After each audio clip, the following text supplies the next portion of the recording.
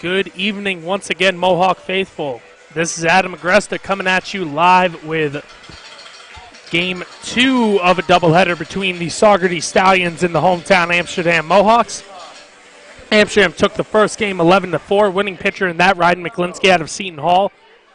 They were led by Shane Muntz at the dish. He went 3 for 5 with 2 home runs and a double and 4 RBIs. As we have the first pitch in, and it will be a strike from, if you can believe it, Cole Barr on the mound out of Indiana. He usually plays infield for the Mohawks and steps up to the dish, but Barr will be pitching to start this second half of the doubleheader as that one misses, so it'll be 1-1 here. As he is throwing to James Gargano, who led off the game for, that was a great diving catch there from Shane Muntz. As he actually dropped it. As it was a good effort. I couldn't see behind the pillar if he had come up with it or not, but he at least got his glove on it. But that was a great effort there, as it will now still be 1-2 to Gargano at the plate out of the University of Butler. Gargano on the season for the Stallions is hitting .288, as the 1-2 from Barr is flown out of play. As the Mohawks, I guess, are just looking for anyone to be able to pitch this game, as they already took game 1. As that one is grounded, fouled on the left field line. It'll be 1-2. I think that's going to be the Stallions' game plan of attacking position player pitchers like this. I think Cole Barr has some pitching experience in high school and maybe going into college, but in college had to choose one or the other, as that one misses outside and it'll be 2-2. But I would expect the game plan for Saugerties is to go at these pitchers aggressively, because I expect some more non-usual pitchers. As that one is kind of missed though from Gargano, and Cole Barr's first official batter in the PGCBL is a strikeout. And that will bring up the 2-hitter Cameron Comer out of the University of Virginia. To run down the lineup quickly for you for Saugerties, batting first was James Gargano out of Butler, batting second Cameron Comer out of Virginia, as that one is in there for a called strike. It's 0-1. Batting third, the shortstop out of the University of Minnesota, number 7, Jordan Kozicki. Batting cleanup, the second baseman out of St. Bonaventure College, as that one is fouled right back into the netting. It'll be 0-2. Batting cleanup, the second baseman out of St. Bonaventure University, number 20, Tyler Kelder. Batting fifth, the third baseman going to the University of Arkansas this fall, number 14. That is Dylan Lifrieri, as that one misses. It'll be 1-2. Batting sixth, the center fielder out of the University of Minnesota, number 16, Easton Bertrand. Batting seventh, the designated hitter out of Lemoyne College, number 44, Andrew Taft, as the 1-2 is flown down the left field line, but will hook out of play. Batting eighth, the right fielder out of Georgia Southern, number 6, Noah Searcy, who had 3 RBIs in the first game of today's doubleheader. As that one is outside for a ball, it will be 2-2. And batting ninth, the first baseman out of the University of Arkansas, number 33, Derek Ripp, as that one will be flown down the left field line and snagged by the left fielder Hammond for the second out, as it chased him back towards the foul pole, but he did not run out of room. And that'll bring up Jordan Kozicki, the shortstop out of the University of Minnesota.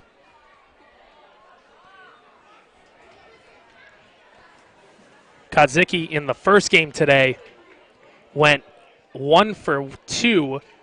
He walked and came around to score on an error, and singled and came around to score in the 8th, in the top of the 8th of that game, before the Mohawks had a 7-run bottom of the 8th inning to go ahead 11-4, to which it would end, as that one missed way outside. And it's 1-0 here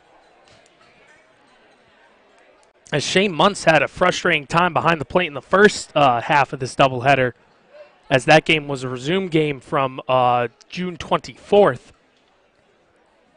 It was resumed in the bottom of the fourth with 2 outs, so they played pretty much 3 innings, as that one is lined back up the middle for a base hit. Mike Antigo bobbles it in center. Looking like he was going to go to second was Kudzicki, but he heads back to first with a 2-out single.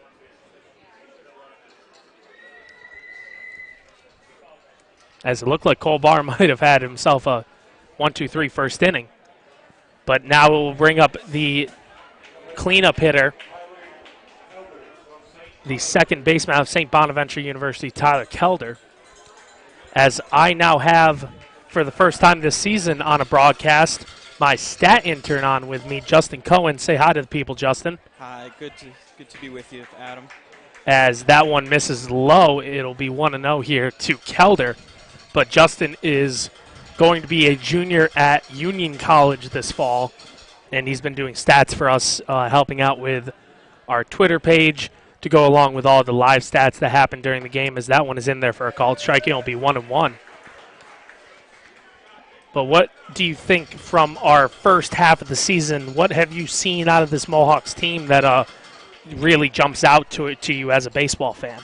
You know, I was surprised at first. I wasn't sure quite what to expect, but I was shocked by the pitching. You know, right off the bat, we're #1 in the league, or thereabouts, depending on what you look at. And then our hitting, as of late, really picked up. So I've been pretty happy. It's been nice interning for a winning team. Yes, it certainly does help to watch some winning baseball here in Amsterdam. That one misses inside. It's 2-1 here to Kelder. But yeah, it's certainly great to have Amsterdam be so successful, at least historically, in the PGCBL. I actually saw Joe Genord brought in his 2016 PGCBL championship ring into the dugout today, which is pretty big. As that one misses high and outside, it's 3-1, so which is something to keep in mind for a team that is currently in first place. But of course, they have a long way to go. They only have, I believe, the 4th best record in the league, as that one misses low. So Kelder is on with the walk. Their runners on first and second here with 2 out. And I was looking, Cole Barr, although he's a rising sophomore now, didn't pitch as a freshman at Indiana. But in high school, he actually pitched all 4 years. He was a sub-3 ERA at Yorktown High School in Indiana with a 12-2 record in 31 appearances. So he does have some pitching experience under his belt. And Indiana is not exactly a baseball hotbed, so to speak, but it's still can produce some quality ball players. Smack dab right in the Big Ten for college, as that one misses high and it's 1-0. As the Stallions are now even more hard pressed to try and not only get out for a lead in this game, but to try and create some space between them, just because a game like this is pretty much a must-win for them. They already dropped the first contest in which they had clawed their way back, as that one misses low. Now it's 2-0 from Cole Barr to the batter Dylan Lifrieri, who will be attending the University of Arkansas in the fall. But now the Stallions are down a game in the standings, and if they lose again, they're down 2 games, and all of a sudden those 2 games are out of your pocket when it comes to head-to-head matchups with Amsterdam, as that one misses high and inside. And now it's 3-0 from Barr. Yeah, I'm sure Lifrieri is getting the take sign all the way here. And that second game could be huge, because with how the playoff format works, and Albany's up 5-0, so they're going to take second place. If Saugerties loses this game, Saugerties will be out of a playoff position. As that one misses high, and that's a 4-pitch walk to Lifrieri.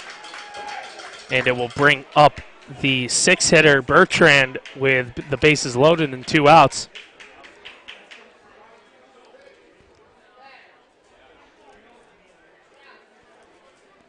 As now we'll have a mound visit from Coach Keith Griffin.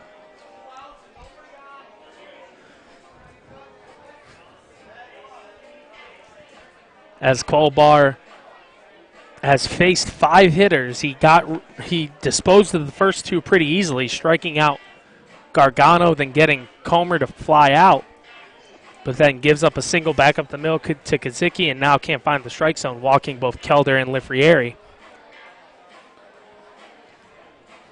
And you've got the hitter Bertrand up at the plate right now, or coming up to the plate, and he was 0 for 3 in the first game with a walk, so 2 strikeouts as well. So this is certainly a gettable hitter for Colbar, even with the bases loaded. Bertrand's numbers on the season for Saugerties, he's hitting only .263, 20 for 76. He has 11 runs scored and 5 home runs, which actually leads the team to go with 12 RBIs. So the first thing you don't want to do is give up a grand slam to a guy like this. So you can't just hum it in there, but now with Colbar not being able to find the strike zone, as that one is swung on and missed, that was a nice, it rung on the gun as 90. I doubt that he can throw 90. As there now it goes down to 84. I was about to say it looked like it was a 2-seamer, maybe with some movement. But now it's an 0-1 count here to Bertrand. Yeah, the scouting report said 87 or so, but those numbers can tend to be a little bit padded, especially in high school. So as that one's on the outside corner, and Barr's quickly ahead 0-2 here. He's done a good job of painting the corners when he's able to get it, but I think that with him not training as a pitcher for maybe a year or two, that might be getting to him, of course, with the control issues as he lines up for the 0-2. That off-speed pitch is swung on and missed as Colbar gets out of the jam for a scoreless first inning here, as the usual shortstop / third baseman for the Mohawks loads the bases but gets out of it, as we will head to the bottom of the first with the score. The Amsterdam Mohawks coming to bat and the Saugerties Stallions 0, as you're listening to the Amsterdam Mohawks Radio Network here on YouTube Live.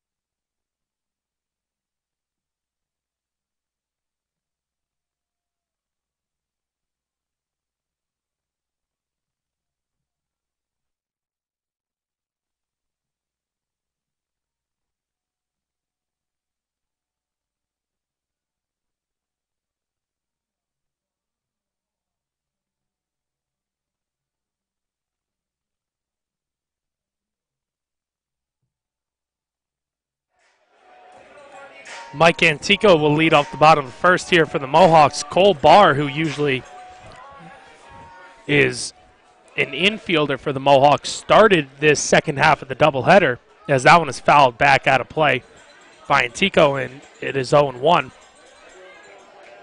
But Barr got out of the first after loading the bases throwing a scoreless inning, so we'll see how long his string is to go. But the pitcher here, as that one is slapped to the shortstop, Kazicki, he fields it cleanly, throws on to first as it looked like Antico might have beaten him to the bag, but he is called out, as that will be the first out.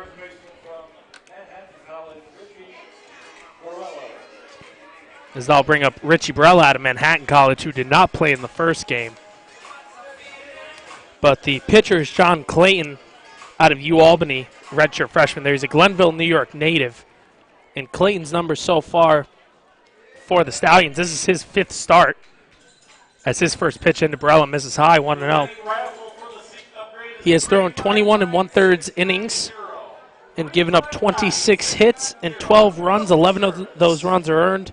He's walked 5 and struck out 17, as that one is ripped to second base, knocked down by the second baseman, but he won't be able to get Richie Barella, as that will be an infield hit, as that was a scorcher hard hit by Barella. And that will bring up Michael Ludwig, the right fielder out of Wake Forest, who also got the first game off, to run through the Mohawks lineup quick. You have Antico batting first, Richie Barella batting second, Michael Ludwig out of Wake Forest now up. Joe Genord out of University of South Florida playing designated hitter is on deck, as that one is fouled right back. If there weren't netting here, I think that would have clocked me in the head, as it will be 0-1 here to Ludwig. But batting 5th for the Mohawks, the shortstop from Marshall University, number 1, Elvis Peralta Jr., usually a little lower down the lineup or higher. Batting 6th, the catcher, who was the hero of Game 1 at the plate, out of Wake Forest, number 39, Shane Muntz. Going is the runner, Barella, and he is out on a nice throw from the catcher, Comer. And that will be the second out, as Barella erases himself from the paths. And you got to wonder at some point, this is both catchers, they're both catching both games. So this is the second game for both of them. You got to wonder about some wear and tear here. Pino caught the first game, as that one catches the outside corner, and it's 1-2. But Comer did play the first game. Comer DH, that's what it was, okay. Yes, and the 1-2 here into Ludwig misses outsides, and it'll be 2-2. But to keep going with the lineup, bang 6th, number 39, Shane Muntz out of Wake Forest, who went 3 for 5 with 4 RBIs in the first game. 2-2 is lined down the left field line, foul out of play. Batting 7th will be the second baseman out of Mississippi State, number 3, Tanner Allen.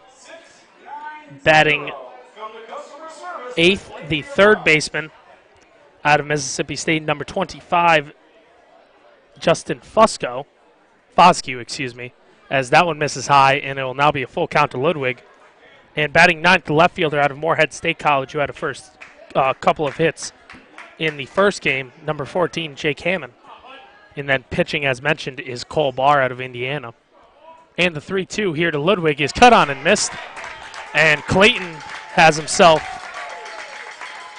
an almost 1-2-3 first inning, but faces the minimum, as we will head to the second with no score.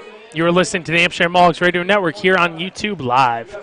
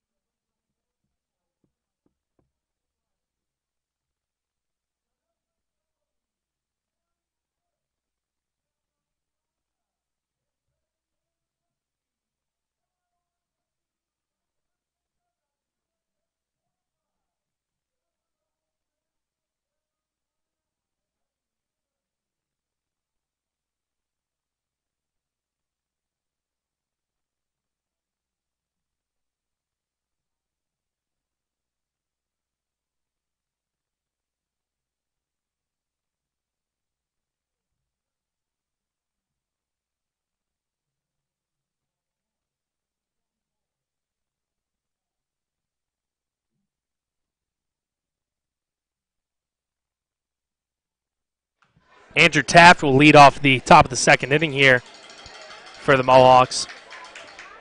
He's out of Lemoyne College. He played in the first game and scored twice, going 1 for 3. One single as that one caught Taft on the elbow. And he will jog to first.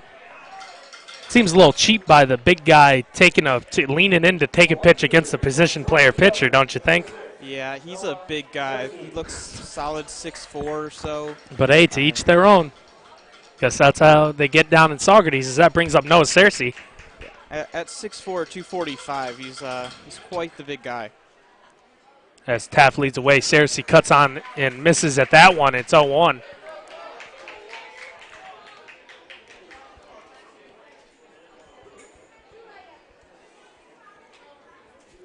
But Taft did have a quality first game, and Searcy had an even better one. 2 RBI doubles for him, 3 RBIs total. That curveball misses high and is 1-1. Yeah, it was a solo effort by Searcy to get the Stallions back in the game there for the second half of that game, game 1. As that one is fouled back out of play, it'll be 1-2. But yeah, you're right. Searcy had 3 RBIs. Their only other run came on a run that scored because of an error by Tanner Allen in the outfield, who has yet to play a full game here at Shuttleworth, so you can kind of give him the benefit of the doubt, sun in your eyes, trying to track a ball down in an outfield you've never played in, as that one misses just outside. Or excuse me, he's punched out. That was a slow punch out by the umpire, but Searcy takes that for strike 3 and out number 1. That'll bring up Derek Ripp out of the University of Arkansas. Ripp playing first base in this second game, as that one is on the outside corner for a called strike, 0-1.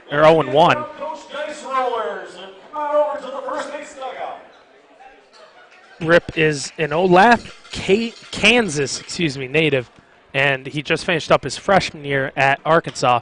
As he flies that one to left center, on comes the left fielder Hammond to make the catch for the second out.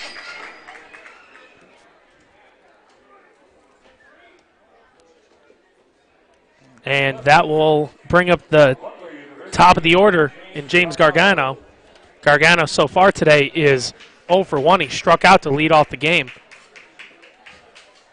Andrew Taft still on first here. Cole Barr working through this first time through the Saugerties lineup pretty well, as that one misses low and away. He'll be 1-0. But besides his control issues, he's walked a couple of batters. He's only given up 1 hit through the first 9 batters. And I think that's all they're looking for, somebody to keep the damage low, eat some innings before getting into the home stretch here. As that one is fouled back and it'll knock off the backstop, it'll be 1-1 now to Gargano, who I'm sure is not trying to strike out against the position player twice. As we are using the lights certainly here as we started this game a little after 7:30. That one misses high, and it will be 2-1. It's 8:03 now.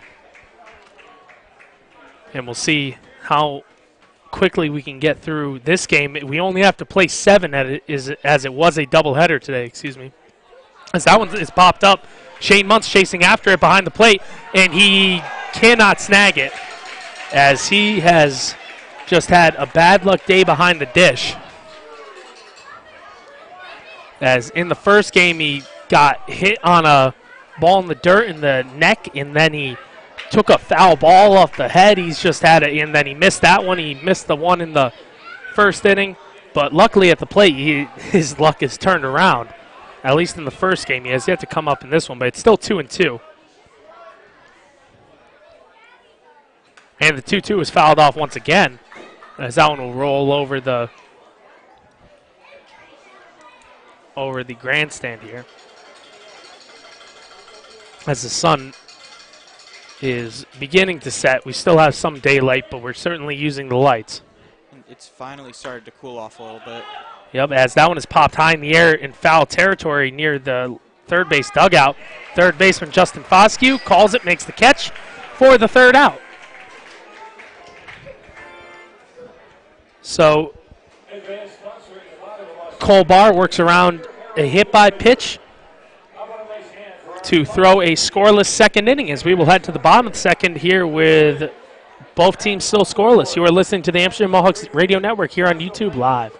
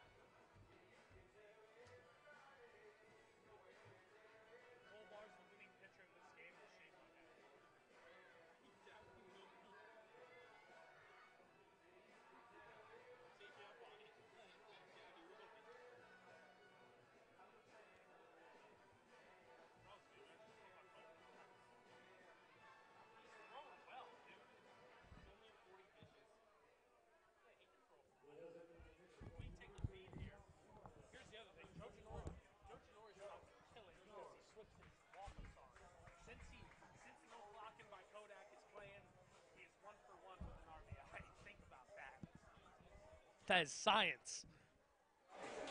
Joe Genord will lead off the bottom of the second here, fouls that one off. It'll be 0-1. Brought up something to Justin that I think that the walk-up song for Joe Genord has something to do with how he does at the plate, because I don't think he's been doing as well with he had Luke Bryan as that one is punched into shallow right field for a base hit. And Joe Genord will be on with a leadoff single here. Ranging over is the right fielder, Searcy, to cut it off.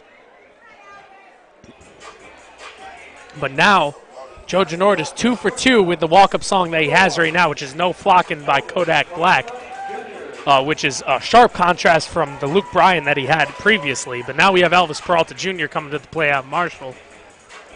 Elvis had a quality game in the first half of this doubleheader. As I look for his line, he went 1 for 3 as that one is fouled back, and it will be 0-1. But he went 1 for 3 with a home run, a 2-run home run.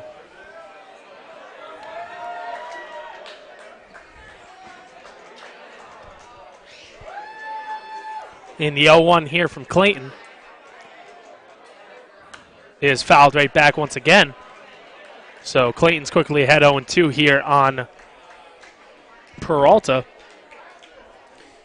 And, you know, last game we started talking about Joe Genord and how he has a little bit different splits home and away, how he's a $150 better on base.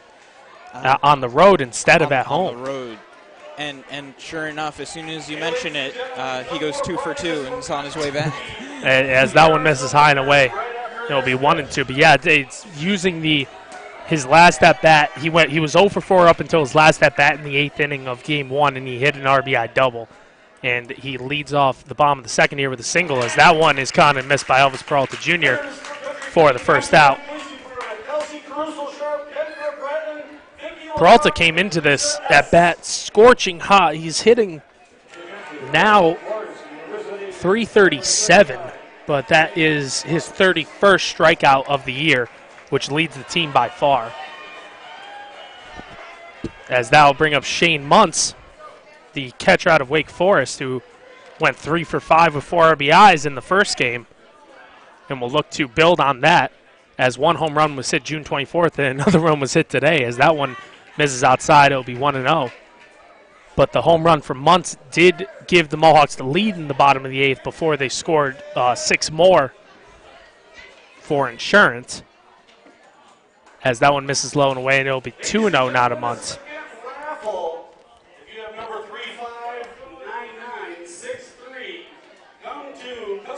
Shane Muntz is our counter, I guess, to Andrew Taft of Saugerties. He's just as big, just as wide.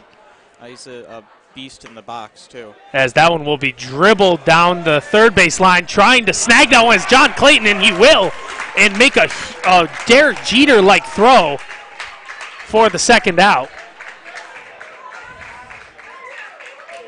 As that was quite the play coming off the mound by Clayton. Yeah, it was a perfectly placed ball. It's just you got unlucky with the great throw by the pitcher, Clayton.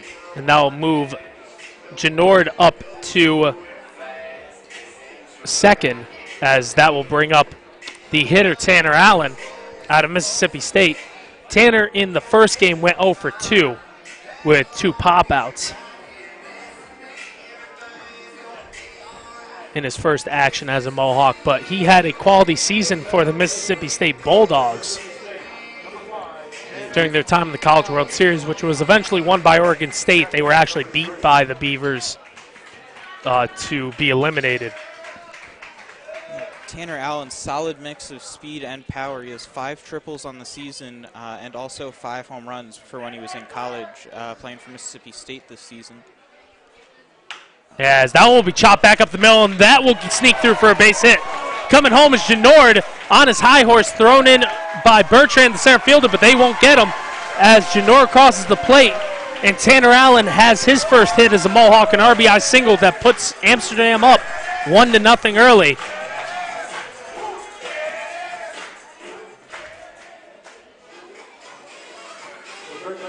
As Genord scores, as that'll bring up Justin Foscue, also out of Mississippi State. He's playing third base this game. He started at third, at least started the resumption of game 1 at third for the Mohawks, and went 0 for 1. He walked twice, as that one misses high. And he also collected his first stolen base as a Mohawk, and it's 1-0 to Foscue. And Justin, through some research, he realized that that was his first stolen base of the year, period. He didn't have one with Mississippi State all year. As Clayton steps off. The UAlbany product has pitched well for the Stallions so far this season. He has a 4.54 ERA, as that one is flown out to left center, called off by the center fielder Bertrand, who will make the catch to retire the side. So, but that's not before Tanner Allen slaps an RBI single back up the middle to give the Mohawks a 1-0 lead as they score 1 run on 2 hits. They strand 1, and there are no errors in the inning as we will head to the 3rd inning with the Mohawks up 1-0 over the Saugerties Stallions. You are listening to the Amsterdam Mohawks Radio Network here on YouTube Live.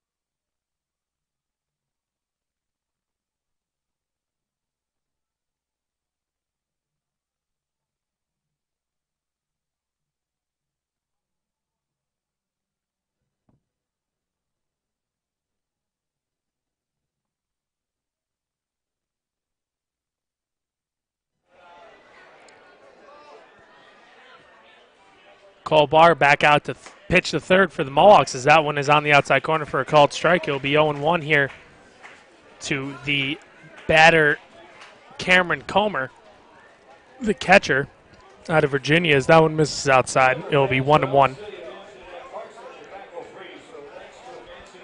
If you stayed tuning in over our break, you saw a demonstration by the Amsterdam Police Department as that one is slapped into left field, and it looks like they say it was a hit, as diving in was Tanner Allen, or not Tanner Allen, excuse me, Jake Hammond. But he cannot make the catch. Shades of game one. If you tuned in, that happened in game one as well. Jake Hammond dove in, and it looked like he made a catch, but they say that it hit the ground first. So Comer will be on with a leadoff single, as that'll bring up Jordan Kozicki, the shortstop out of Minnesota.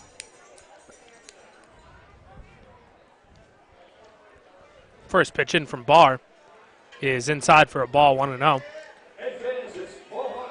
Kozicki in the first singled but was stranded at third.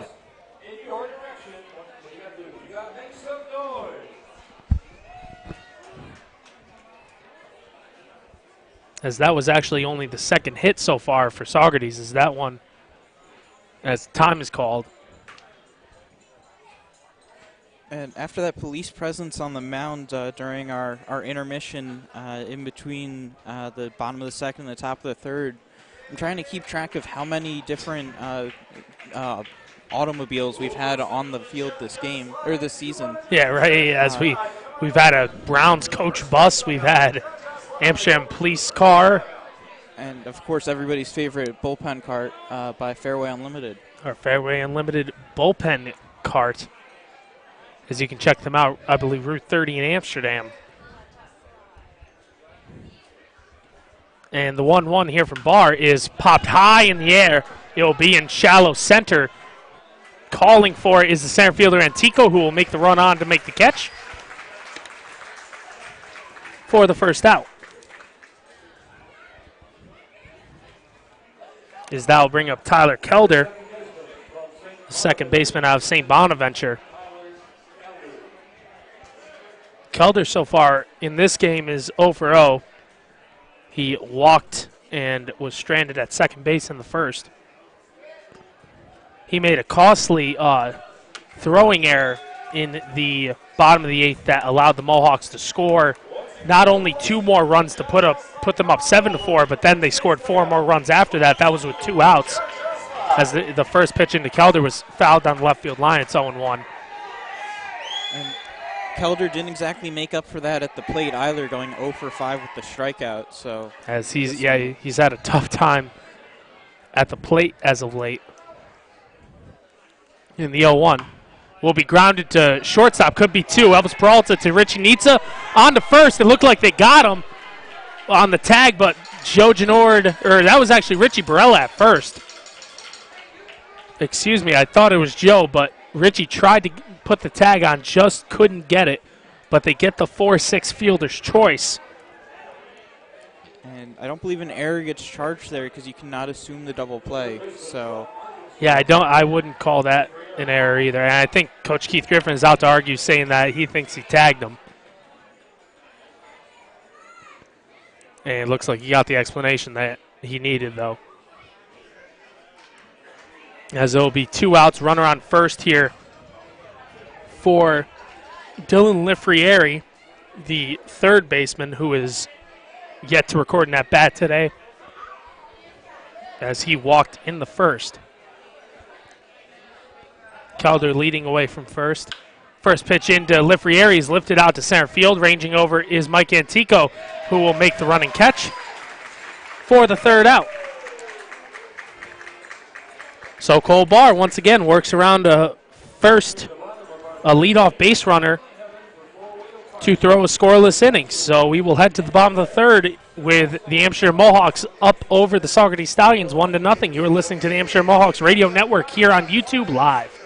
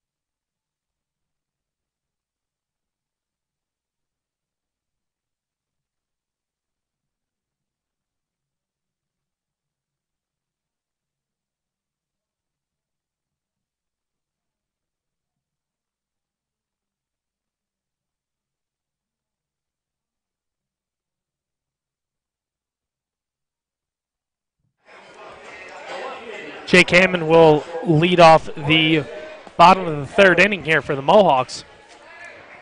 First pitch in from Clayton is lined right back up the middle for a base hit by Hammond, as he adds to his daily base hit total to 3, I believe, in 4 total at-bats on this date, as he officially went, I believe, 2 for 4 in the first game, but he had hits in the 7th and 8th innings. So he has 3 straight hits in as many at-bats. As the leadoff hitter, Mike Antico, strides to the plate. He's 0 for 1 so far today. He grounded out, and it looked like he might have beaten the throw, but he did not. As we receive news that Cole Barr will not come out to pitch the 4th inning, so his final line we'll get for you in just a second, as that pitch misses inside to Mike Antico. It actually might have been called a strike. Unfortunately, the umpire doesn't really give different movements compared to balls or strikes. He kind of just got to guess. So that one misses outside. So it now looks like it's 1-1.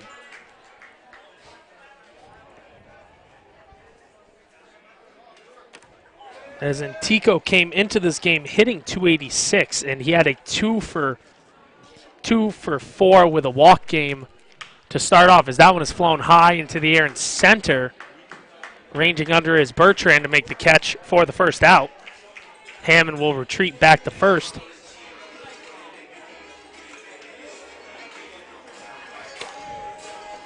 As Richie Barella strides to the plate, he smacked a hard infield single off of the second baseman, Tyler Kelder, in the top of the first, and then was caught stealing. And Colbar, if he is indeed done, his final line's 3 innings pitched, 0 runs, 0 earned, 2 hits, 2 walks, a hits batsman, and only 50 pitches to go with his 3 strikeouts. So as that one misses high to Barella, it's 1-0. But yeah, that's quite a stellar line for a guy that has gotten no pitching experience here with the Mohawks. I heard he threw a bullpen yesterday. Carter Napick said that, and he said he threw pretty well, so that's why he was in there. As that one is caught and missed by Barella, trying to steal Jake Hammond, and he will be in there safely with a stolen base. That is his 6th on the year. I believe he's 6 for 7.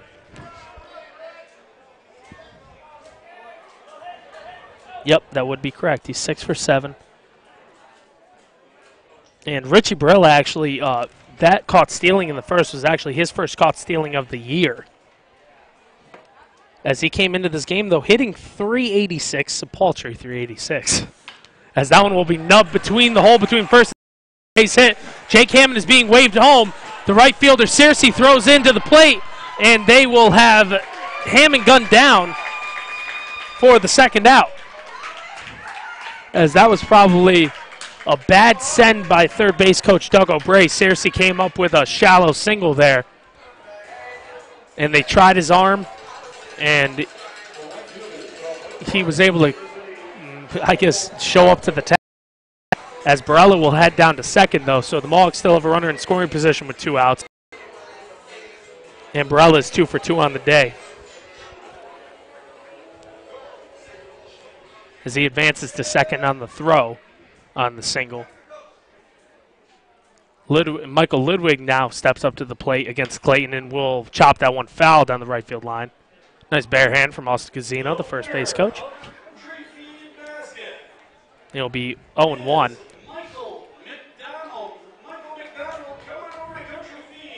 Barella has 6 stolen bases, which is, I believe, second on the team, but Mike Antico might have overtook him. Yeah, it's Peralta with 11, then Antico with 7, and Barella with 6. So Barella and Antico go right neck and neck. You said Peralta has 11? Yes. He had 2 stolen bases last game? Yep. In game 1 of today. I mean, by the time it finally went final, right? Yeah. Yeah, that game, of course, was started June 24th, and bench clearing brawl and 2 game delays later, we finally finished it today. Look at that. It only took us 3 weeks. Yeah, so that one was fouled off, and Michael Ludwig is down 0-2 in the count to John Clayton. as Clayton has had himself bailed out by his defense. He probably should be down 2-0 right now. Yes, defense behind him's made a couple of pretty good plays, and coming out of UAlbany in the American As he steps East, off. plays some pretty decent competition, and he had a sub-5 ERA, so it was respectable as a freshman, but looking to build more going into next year. As that one is nubbed right back to Clayton on the mound, he will run that one over to the first baseman Rip for the third out. As the Mohawks cannot take advantage of 2 hits from Jake Hammond and Richie Barella, as we will head to the 4th inning. Excuse me, as the scoreboard was incorrect. We'll head to the 4th here with the Amsterdam Mohawks up 1-0 over the Stallions. You're listening to the Amsterdam Mohawks Radio Network here on YouTube Live.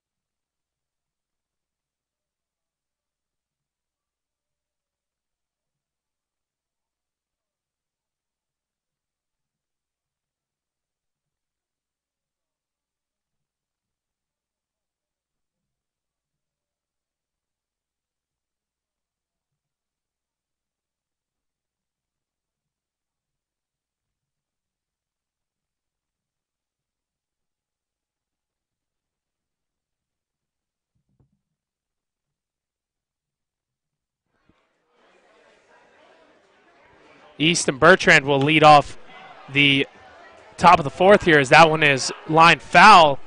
And the first baseman, Richie Barella, makes the catch, doing a tightrope walk.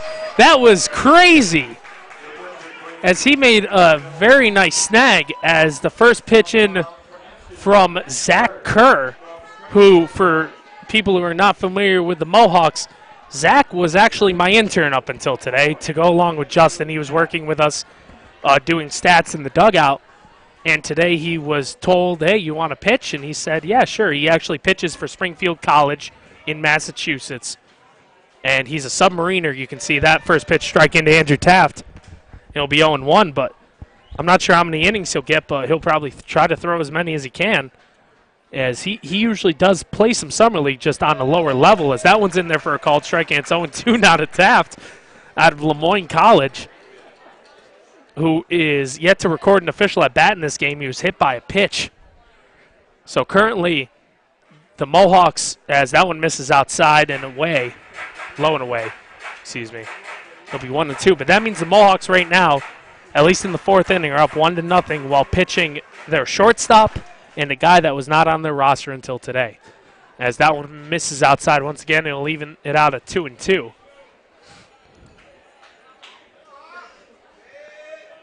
As Zach, he did come in, he did get an inning of work.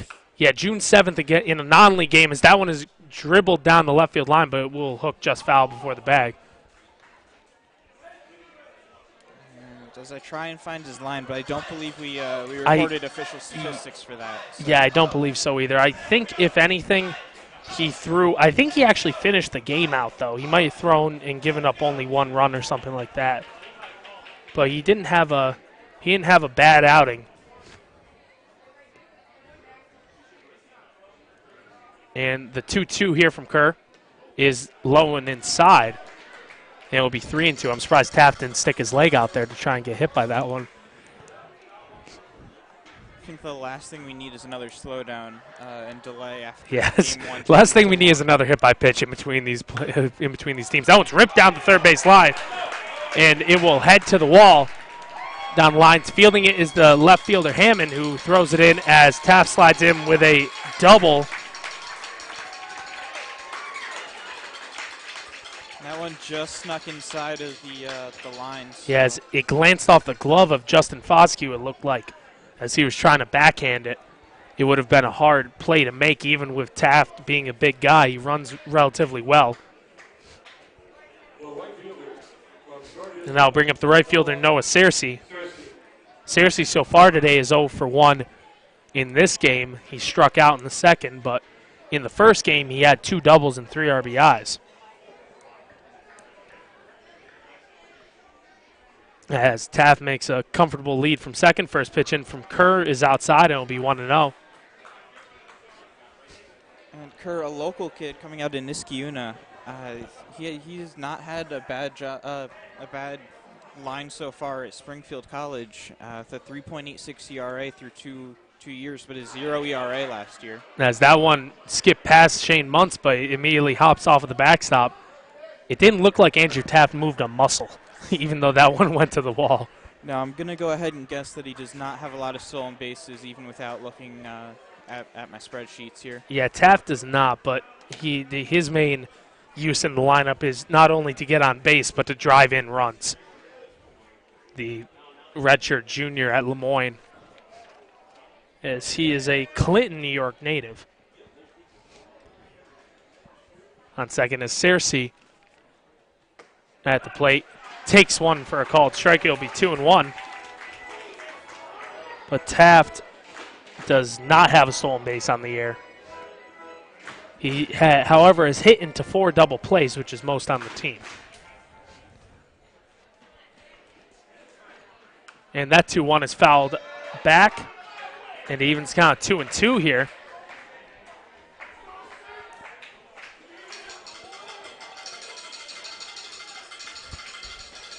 And of note right here, Saugerties has brought quite the rambunctious crowd with them as they go to the away game in Amsterdam. That has been a thing for probably a couple of years with Saugerties and Amsterdam. They kind of have that contingent that likes to travel and watch each game either way. That one misses low and away, and now the count is full to Searcy. Yeah, you're certainly right. They're loud here. They want to see their team get a win at least in this doubleheader. And, of course, the Mohawk faithful would love to see the Mohawks sweep and go 2 games up on the Stallions. And the 3-2 from Kerr is a swung on and missed for the second out as Searcy is sat down for the second time tonight.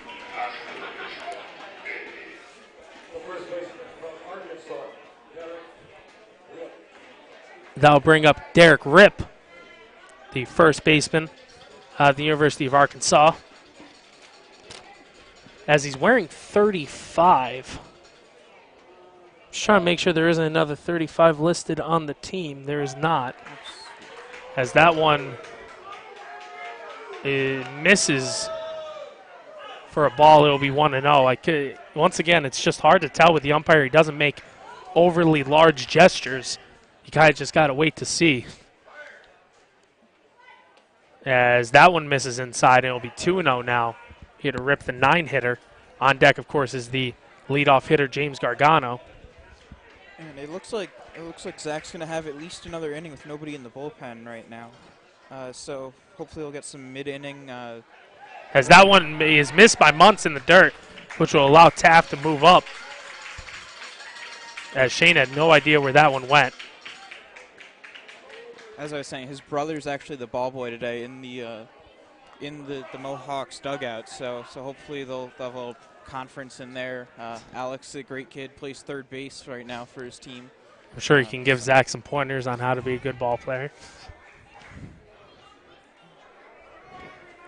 As Kerr looks in against Rip, the 3-0 is outside. So Rip will take a 4-pitch walk as they'll bring up the left fielder, Gargano. Gargano so far today is 0 for 2. He struck out and popped out. As we'll have a mound visit here from Keith Griffin. And it looked like early on, Kerr was sort of that pitcher that he gets into that groove, and once he's in that groove, he works great. But with the wild pitch, he was sort of shaken by it, and I think that's sort of where things started going downhill, just right there. He was knocked out of his routine.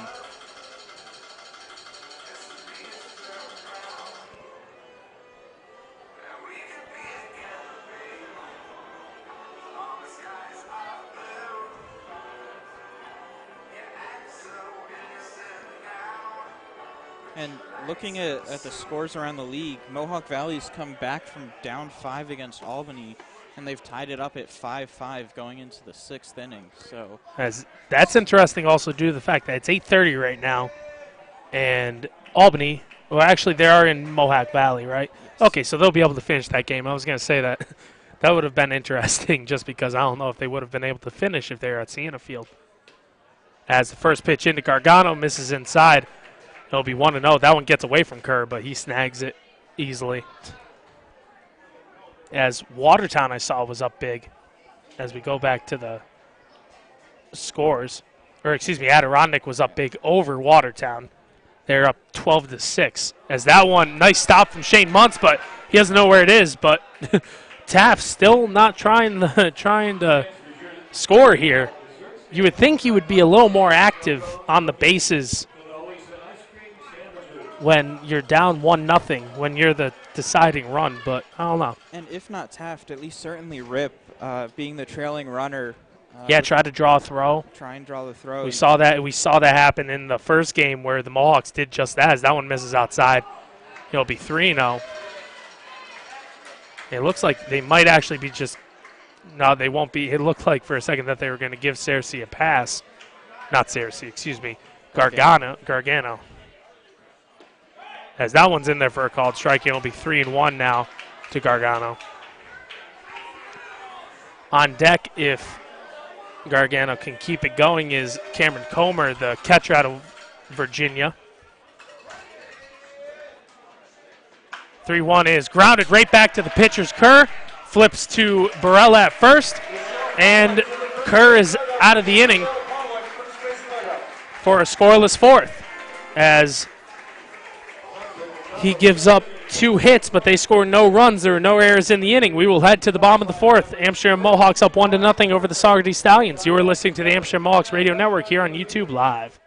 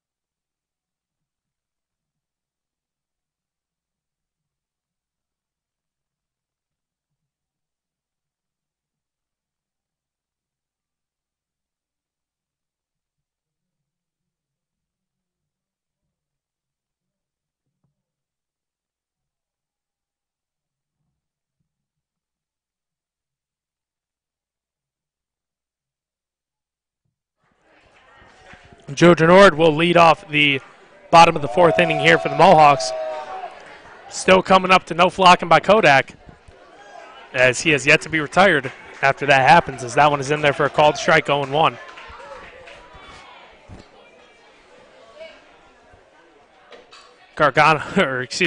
Genord, of course, as that one is lined into center field for a base hit, and the streak lives on. I think the whole team's going to have to start using that song as their yeah, I think we're just going to keep hearing it. So that'll bring up Elvis Peralta Jr., who's 0 for 1 so far today. That single also puts Genord 2 for 2 on the day. He scored in the second for the lone run of the game. Peralta so far today is 0 for 1. He struck out swinging in his first at-bat. But Elvis, last game, since it is now final, he hit a home run on June 24th, but it wasn't finalized until now, as that one is hit into left field. Left fielder coming on to make the catch. That is Gargano for the first out. As that will bring up Shane Muntz out of Wake Forest. And Elvis in that major league model now with that launch angle, sort of that 3-outcome hitter where he's either, walking or striking out or a home run over the fly. Yeah, it seems like he extra base hit. I believe he leads the team in doubles still. Yeah, it seems like when he does hit the ball, it ends up being a drive into the gap or over the fence. As that first pitch into Muntz is a strike, 0-1. But yeah, Peralta came into today. This is without the first game stats. He's hitting .337 now after, I believe he was in the 230s in the first couple weeks. As that one is lined through the hole between short and third for a base hit by Muntz. Stopping at second is Genord. As Shane Muntz continues his good hitting day. He's now 1 for 2 in this game to go with his 3 for 5. And Tanner Allen, who just recorded his first Mohawk RBI his last at-bat, has a chance for more here. Yeah, Tanner now steps up to the plate. He is 1 for 1 so far in this game, 1 for 3 so far as a Mohawk with 1 RBI.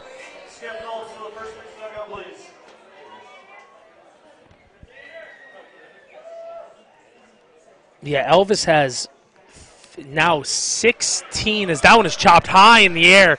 The second baseman, Kelder, tries to make the tag, and he can't, and everyone will be safe. As now they're trying to say that they got the tag, but I'm not sure if we'll see any argument from the Saugerties coaching staff, but now the bases will be loaded as Dalby scored an infield hit.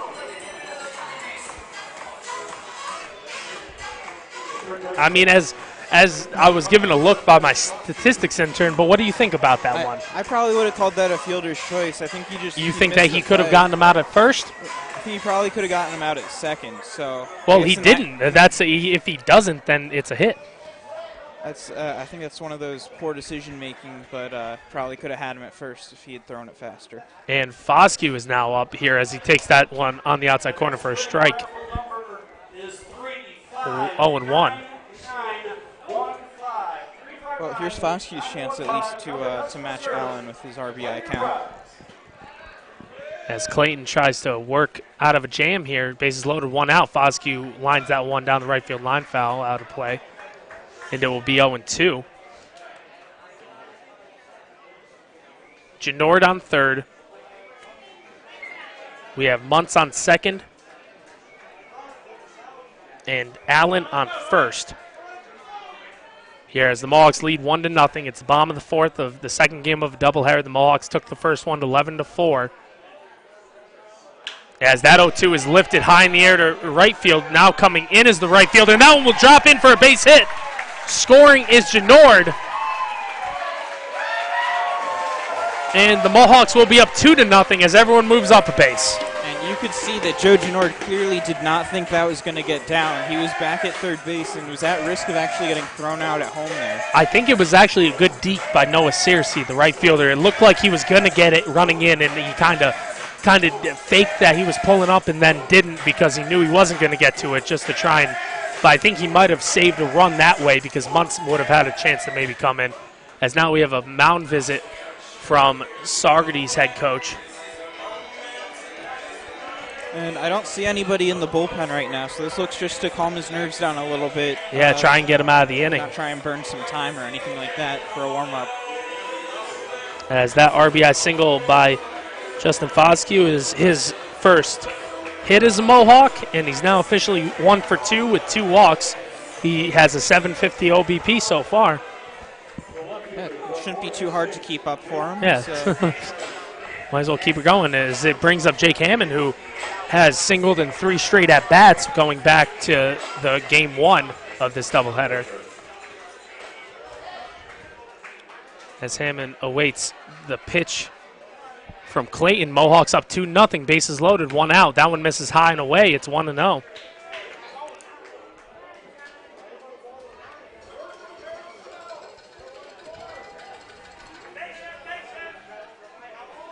Hammond on the season started off very slow for the Mohawks, but in his next 10 games, as that one misses low and inside, it's 2-0. I saw splits in the dugout. They had splits of games 11 to 20 and then games 21 to 30. And Jake Hammond in games 21 to 30 is hitting, I believe, over 100 points higher, like maybe 150 points higher. As that one is cut on and fouled back by Hammond, it'll be 2-1. But he has certainly come on as of late. He has. He's been much better, making much better contact right now.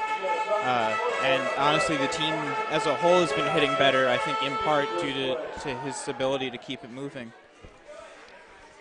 Yeah, now the Mohawks, it seems like you can't get any of them out, as they've done well of trying to keep the ball rolling when they start a rally. As that one will be ripped down the right field line, and it will be called foul. As everyone's now racing in, but they call it back. We were talking about shades of the earlier game right there, earlier tonight. That was very similar, where we had a ball down the line twice last game and called foul both times, and here it was. This one I think was foul. Yeah, that one was probably. It was close right there.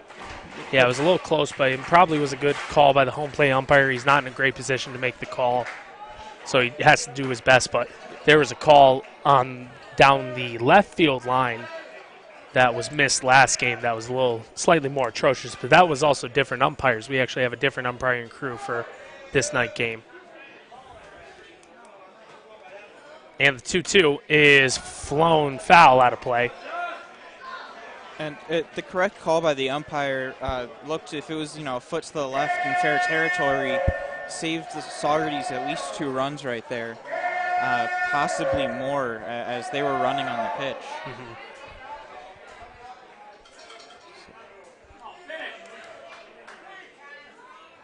Now the 2-2 from Clayton will be grounded to the second baseman. Kelder flips to second for 1, and they will not get the out at first.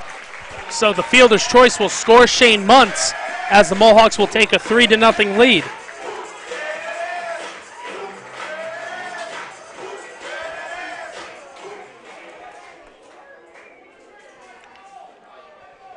As I believe that was Foscue that was out on the.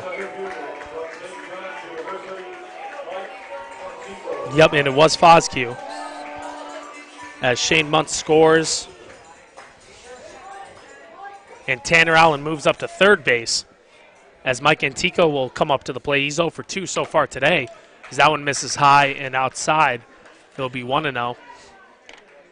Antico had a nice day at the plate in game 1. He went a combined 2 for 4 with 2 doubles and a walk. As he has certainly come on and done very well for the Mohawks, slotting right into that leadoff position as that one misses low and inside. It's 2-0 now to Antico out of St. John's.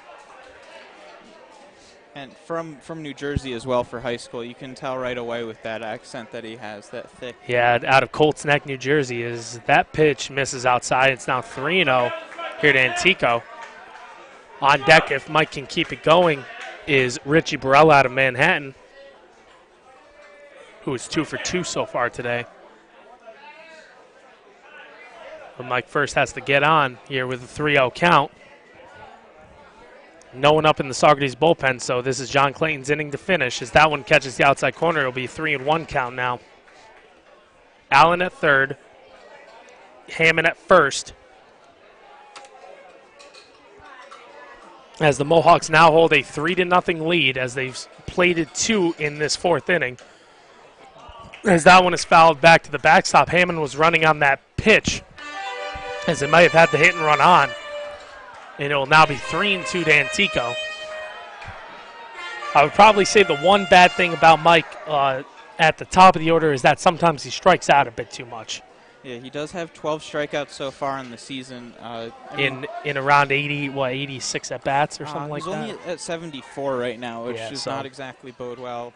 But he does get on base. If he doesn't strike out, he pretty much gets on base every time. Yeah, that's yeah. It seems like that's what happens, or at least he puts it in a place where it's a quality at bat. As that one will be flown out to shallow center, and making a nice running catch is the shortstop Kadzicki, as he had to range a long way from his position to make that snag, but he does. And that will end the fourth here at Shuttleworth Park. But not before the Mohawks plate 2 more. First on an RBI single by Justin Foscue, and then an RBI fielder's choice by Jake Hammond, as Amsterdam scores 2 runs on 3 hits. They strand 2. And there were no errors in the inning as we will head to the top of the 5th inning here at Shuttleworth Park with the Amsterdam Mohawks up 3-0. You are listening to the Amsterdam Mohawks Radio Network here on YouTube Live.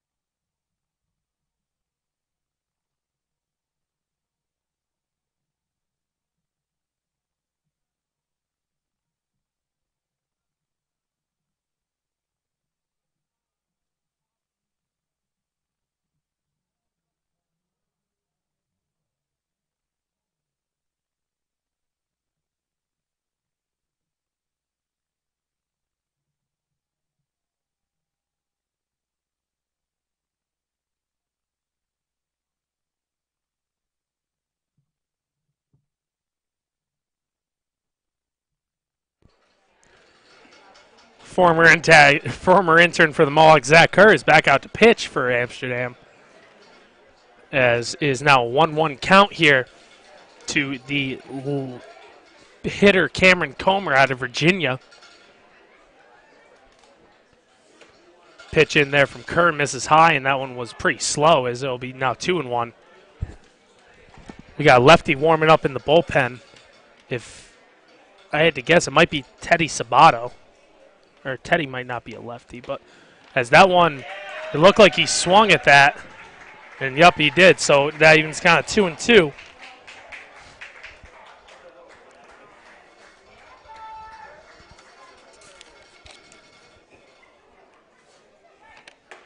And that one just misses outside and runs the count full now. Comer so far tonight is 1 for 2. He singled in the third.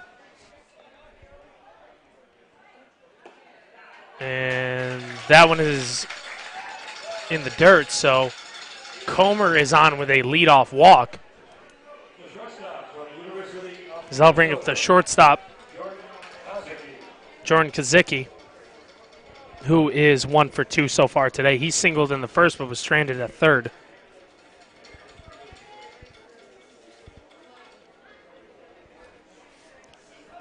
Kerr sets, deals to Kazicki. That one misses inside, gets away for Muntz. As a runner, looks like he took a big turn, did Comer, but he stops at second.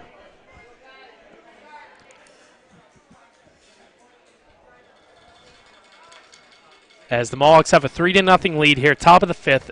From what I know, we are playing 7 innings, so the Mohawks could end this game in the top of the seventh if they still have the lead. As Kerr is still out there pitching for Amsterdam. We got Cameron Comer on second here with nobody out. Pitching to Kazicki here. That one misses inside once again. It's 2-0.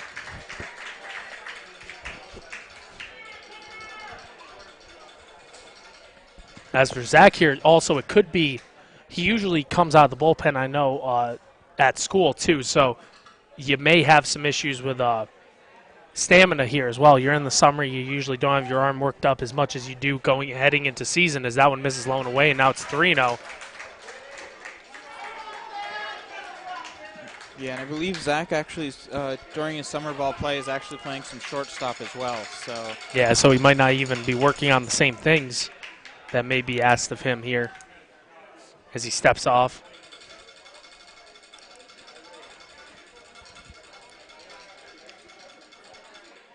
And the 3-0 here is in there for a called strike.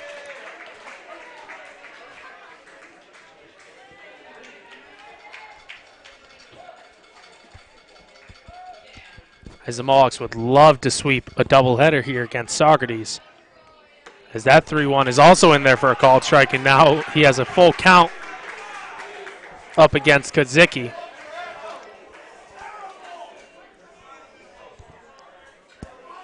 As there's the Saugerties contingent. I was wondering where they were. It sounded like they were sleeping. yeah, they certainly at times have been vocal tonight, cheering on their team. As that 3-2 will be grounded fouled on the left field line. Kazicki stays alive.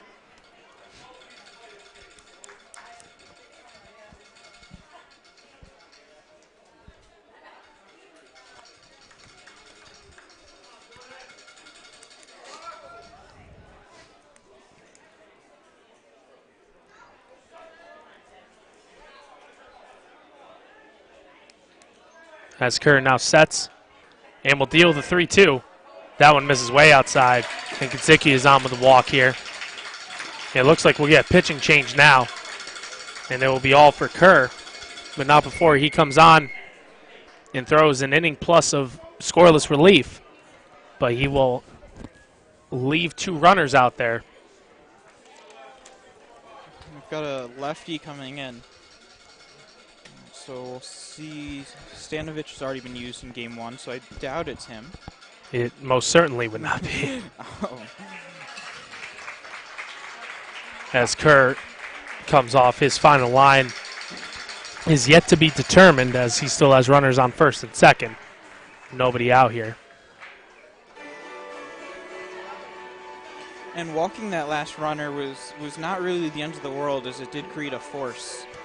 Yeah. With no outs, that could be important. I'm sure there'll be a double play depth here going into the next part of this inning. Yeah, it's certainly not the worst of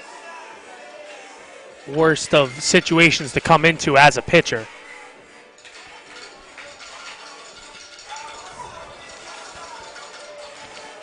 As we take a look here, but that doesn't look like, it might be Brooks Naffick, but that doesn't make sense. I think it might be Blake Espinal, 22. Espinal would make more sense, yes. So I believe I believe you are correct. Yep, you are. There are only so many lefties on the team that eventually... Eventually you'll pick one correctly. Yeah, I think both Nafficks are still with the team, but I think both of them are hurt to some extent. or they have limited innings. As I think Coach Griff was just trying to use as many guys who are unconventional as possible, just to try and save his other arms, as he had a doubleheader Sunday. They played in Oneonta yesterday. Finished the game plus another game today. You have, I believe, the Mohawks, if they come back here and face off against Albany Thursday, but I think they travel somewhere tomorrow as well. So they have a stretch of 5 days where you play 8 games.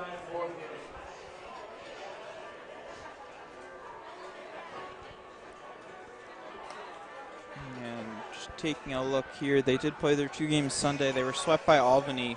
They countered with a win Monday at Oneonta. And then going into, they play at Saugerties tomorrow, so we're actually in a 3-game set right now with Saugerties. As they will travel to Canteen Memorial Field tomorrow. I actually took a trip down to Saugerties last week, and I saw their field there. It's pretty nice. They're definitely a great complex. They have a full complex of all of the Saugerties Little League plays there. They have outdoor basketball courts, so I would certainly say town of Saugerties has done a great job with that complex. It seems like it's a great place for kids to be able to freely compete in athletics and feel safe there. As first pitch in by Espinal is lined into left field for a base hit. Nice snag by Justin Foscue to cut that one off as it comes into the infield. That single by Tyler Kelder loads the bases here, as it will bring up Dylan Lifrieri, who will be headed to the University of Arkansas in the fall. Is now up. He's 0 for 1 so far with a walk today. As first pitch to him from Espinal is on the outside corner for a called strike. 0-1. And now with the tying run at first base, Espinal has to be careful here, making sure he doesn't walk anybody in with the bases loaded. Espinal's numbers, this is his 8th appearance for the Mohawks, but in his 7 appearances beforehand, he's thrown 15 2/3 innings, given up 10 hits and 6 runs are all earned. He has walked 4 and struck out 19. He has a 3.44 ERA, as that one is in there for a called strike, and now he's ahead 0-2 on Lifrieri. And Lifrieri has the potential to be a dangerous hitter. He has over a 300 batting average in the playing mostly the outfield. So it's been productive so far at the plate. As that one is in the dirt and skips off of Shane Muntz. And everyone will move up a base. Coming in to score is Comer. It is now 3-1 Mohawks.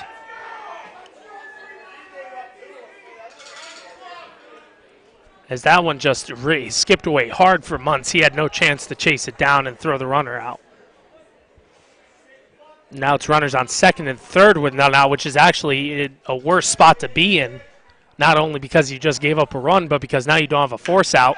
As that one's lined back up the middle for a base hit. Having to pause on that was the behind runner, luckily for the Mohawks, as the lead runner, Kudzicki, scores, but Kelder is held up at third as he had to wait to see if the line drive would be caught. So the base hit by Lifrieri only scores 1. And that does officially close the book on Zach Kerr for the night. Both of his runners he left on when he got pulled from the game did end up scoring. As it's just bad luck there. It's sometimes something you just have to deal with as a pitcher.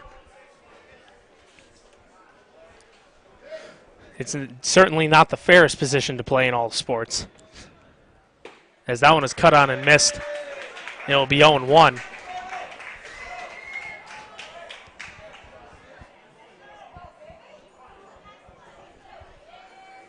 And the Mohawks still with 0 outs in the inning.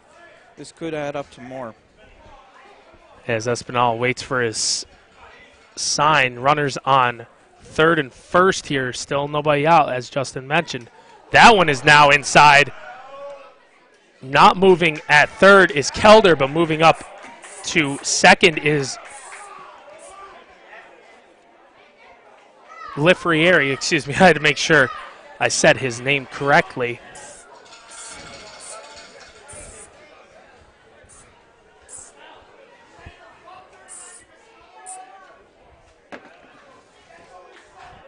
As Bertrand, with a swing of the bat, could maybe put Saugerties in the lead. And the 1-1 is low and inside for a ball. It'll be 2-1 now.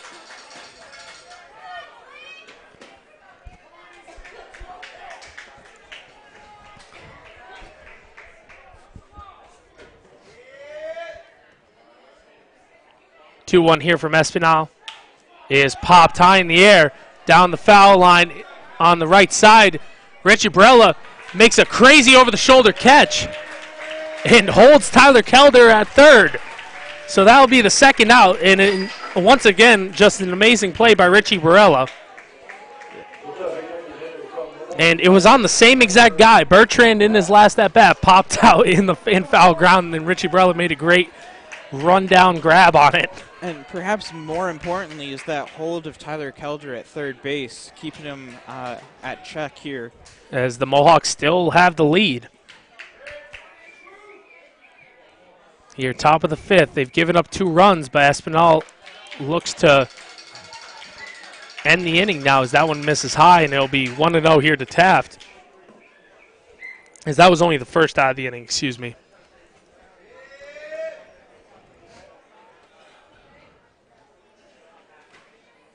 And the 1-0 is in the dirt. And it'll be 2-0 now to Taft, who so far today has been hit by a pitch and has hit a double. He's 1 for 1.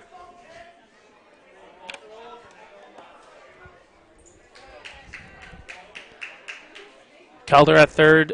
Lifrieri still at second. Here, 1 out for the Stallions, down 3-2. That one catches the inside corner for a strike. 2-1.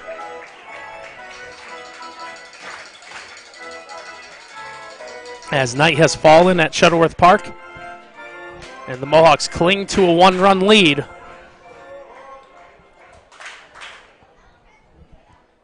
And the 2-1.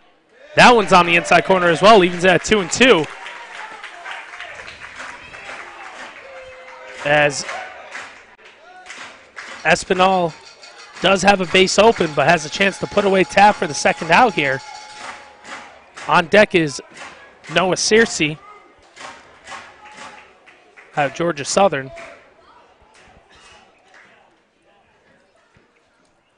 The 2-2 is just inside for a ball. It'll make the count full.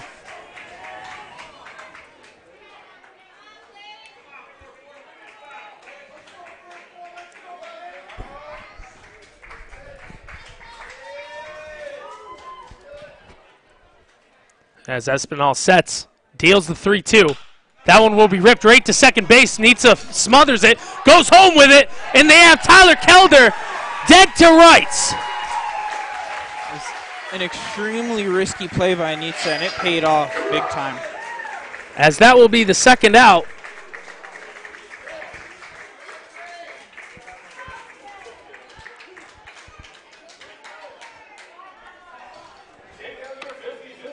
That'll bring up Noah Searcy, the right fielder, as Coach Keith Griffin comes out to ask about something. I'm not really sure what. If I had to, as now it looks like he's going to check with his pitcher, Espinal, on something. You'll now be runners on first and second here with 2 outs. The Mohawks have given up 2 runs this inning, but it could certainly be a lot more. And they still hold a 3-2 lead in the top of the fifth of the second half of a doubleheader that we're playing here against Saugerties. Mohawks won the first game 11-4 and are looking to take a 2-game lead over the Stallions in the East Division.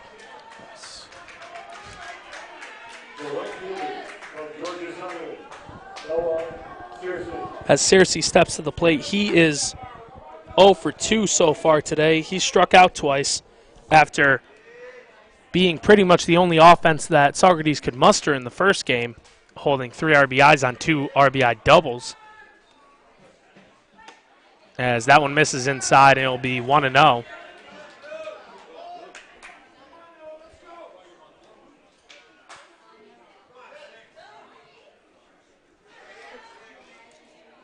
Espinal taking a good time as he sets up. He kind of sets up in a staggered stance like K-Rod, or as that one is on the inside corner for a strike, evens at 1-1. And who else am I thinking of? Jose Valverde, former pitcher for the Tigers. Sets up just like those closers. The lefty out of Seton Hall University. As Espinal has been a quality pitcher that has done well at holding leads in games. He's given up a couple of runs here on runners inherited, as that one is caught and missed by Cersei, and the Mohawks are one strike away from getting out of the inning. Defense now playing straight up.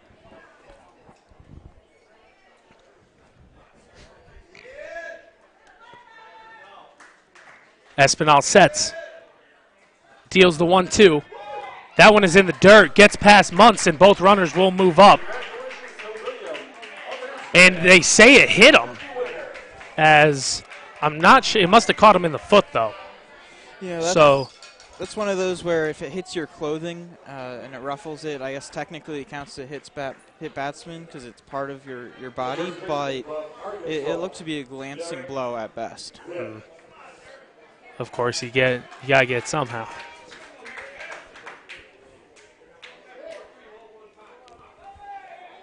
As that will bring up Derek Ripp out of the University of Arkansas, the left-handed hitter up against the lefty pitcher. Now bases are loaded, force at any base. That ball's inside. He'll be 1-0. Shane Muntz always scares me just how he catches, because you can see a lot of balls glance off of his glove.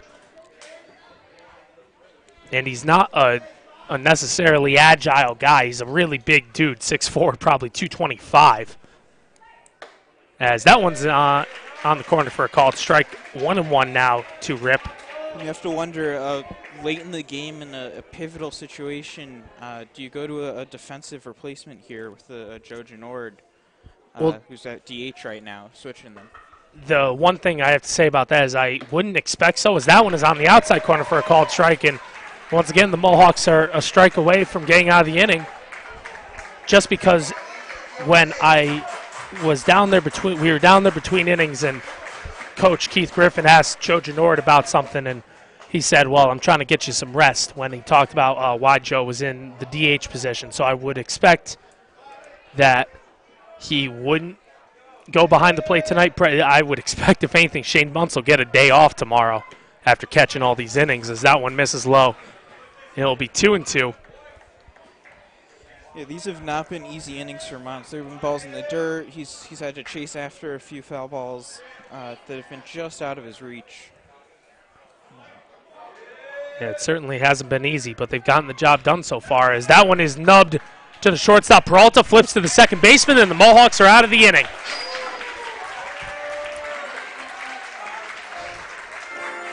As 2 runs are given up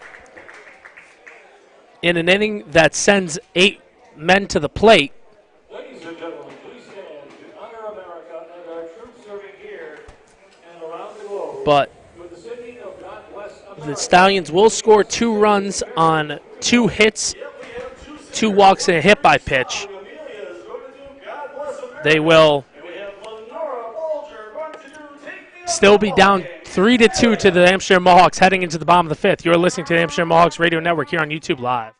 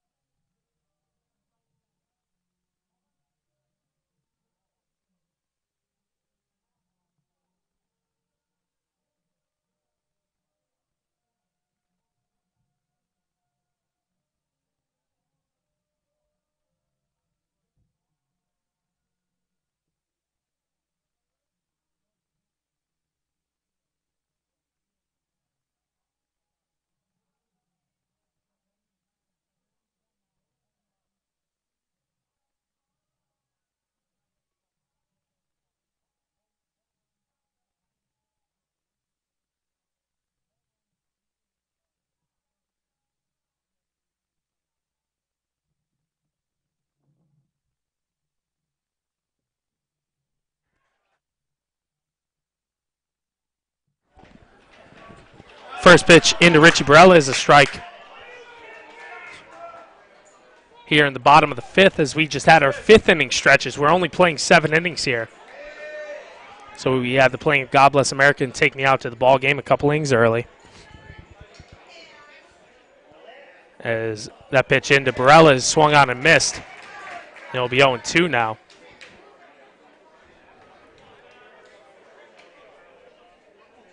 As it's Clayton still out on the mound.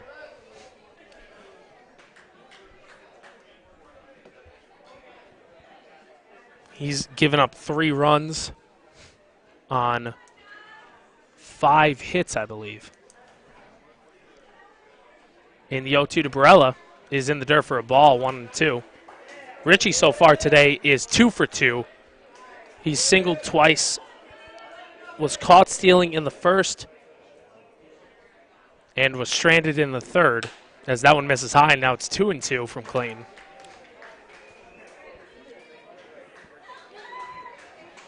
Two up this inning, you have Barella at the plate, Michael Ludwig on deck, and Joe Genord in the hole. As that pitch misses outside, and it'll be 3-2.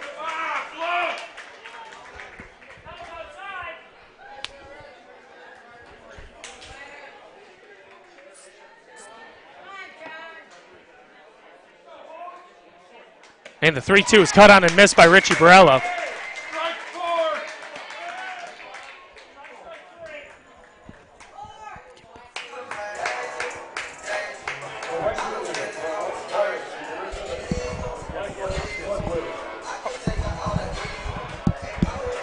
As Richie Barella is set down with a strikeout for the first out of the inning. That will bring up Michael Ludwig,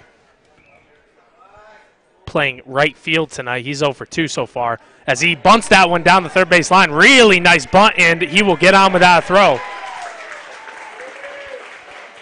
And that'll be his first hit of the day. As it brings up Joe Genord.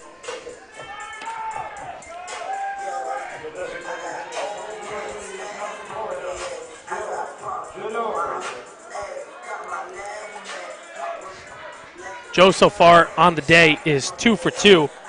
He's singled and scored twice.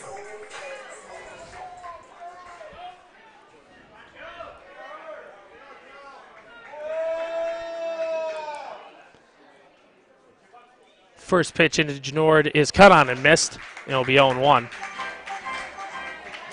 There is still a Saugerties contingent here. I think they all maybe carpooled up here. Taking 87 over to 90.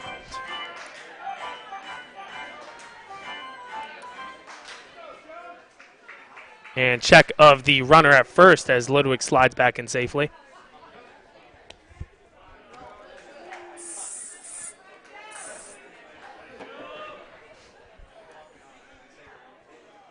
As Genord awaits Clayton's 0-1. The pitch is high. Eden's count 1-1.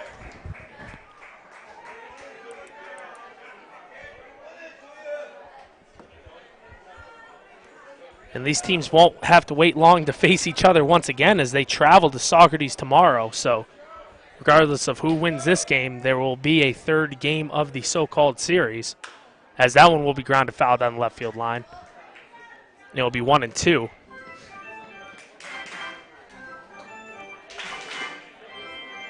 And then the Mohawks will return here Thursday to face off against the Albany Dutchmen. So a lot of great East Division action this week in a time where the division is as tight as ever.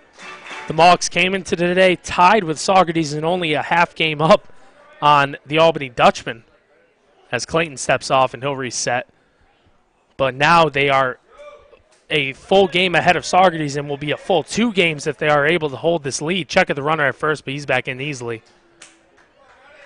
And on the other side of things, if Saugerties is able to rally and come back, they will retie Amsterdam for first place, as Albany currently, I believe, is still in the 5-5 tie with Mohawk Valley. We'll have to check that score in just a moment.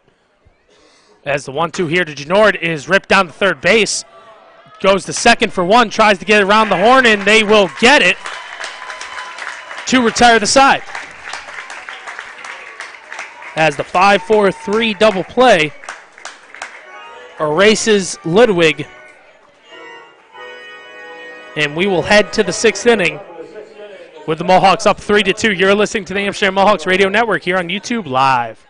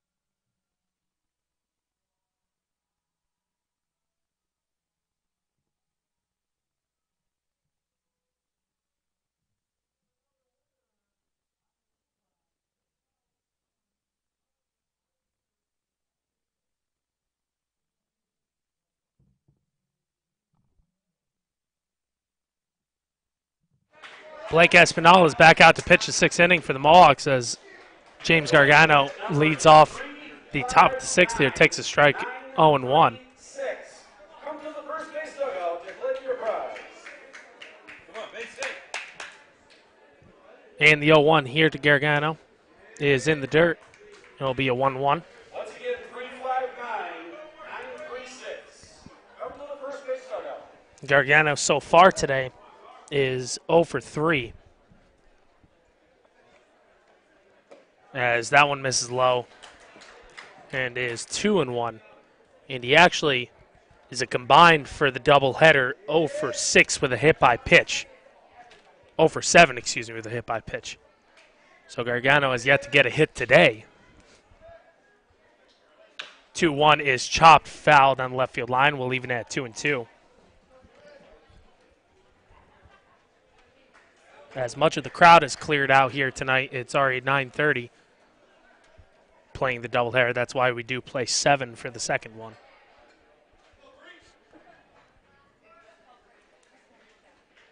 And the 2-2 here from 22 misses way outside. Gonna run the count full.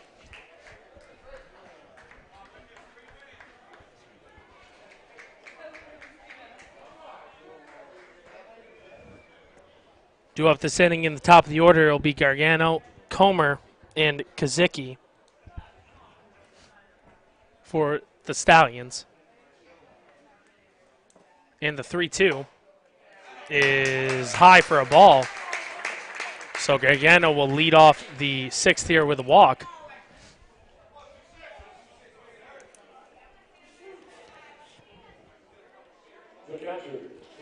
So bring up the catcher, Cameron Comer.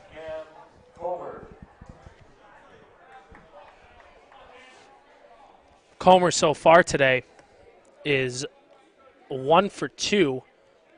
He walked and scored last inning, and he singled in the third. First pitch into him is on the outside corner for a called strike, 0-1.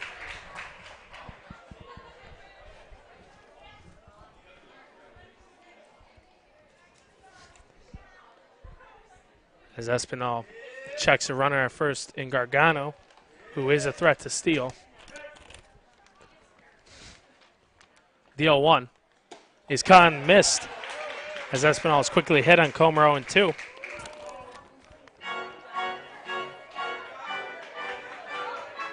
Gargano, however, at first does actually not have a stolen base so far this year for the Stallions.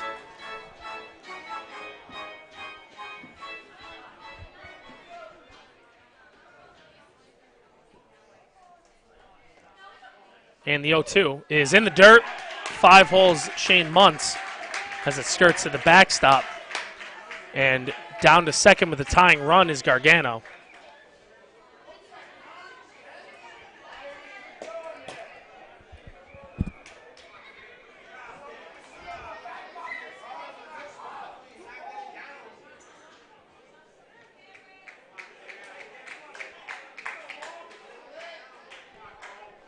As Espinal will step off here as he works to get Comer out as he's ahead in the count.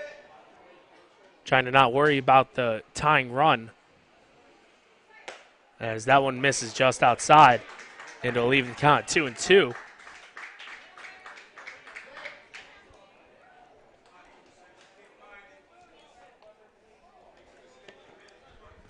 As I'm not sure who will be throwing in the Mohawks bullpen. If anything, it might be maybe Ryan Falls or Brad Boussault, if I had to fancy a guess.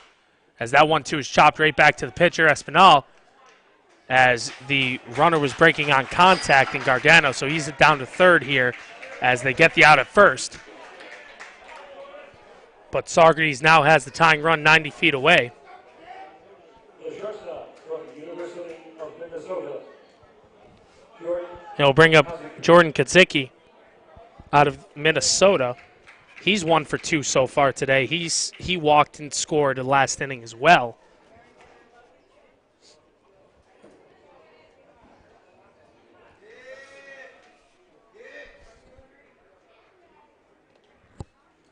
And the first pitch into Kaczicki is cut on and missed.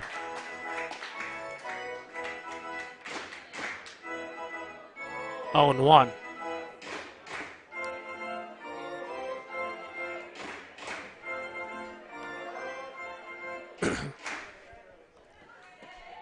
As on deck is Tyler Kelder as the infield for the Mohawks is in, as that one will be ripped out to right center and will get down and go all the way to the wall. That will tie the game.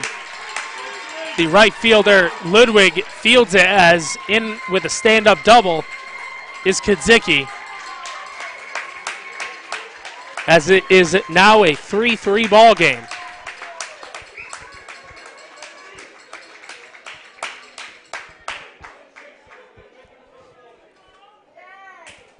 Now bring up Tyler Kelder out of St. Bonaventure.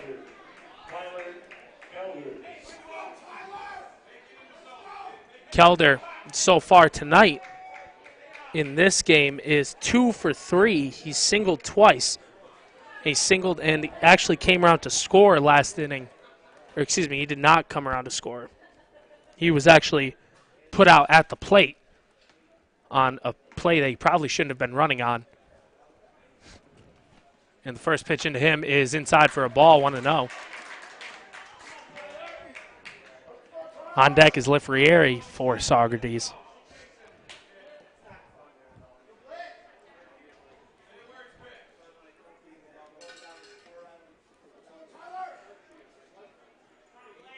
And now the 1-0 is on the outside corner for a called strike, evens it at 1-1.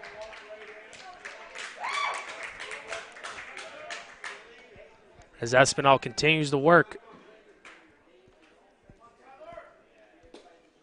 with Mohawks behind him warming up. I don't know how quickly they'll be ready, as this might be Espinal's inning to finish, as that one is fouled back out of play. It'll be 1-2 now to Kelder.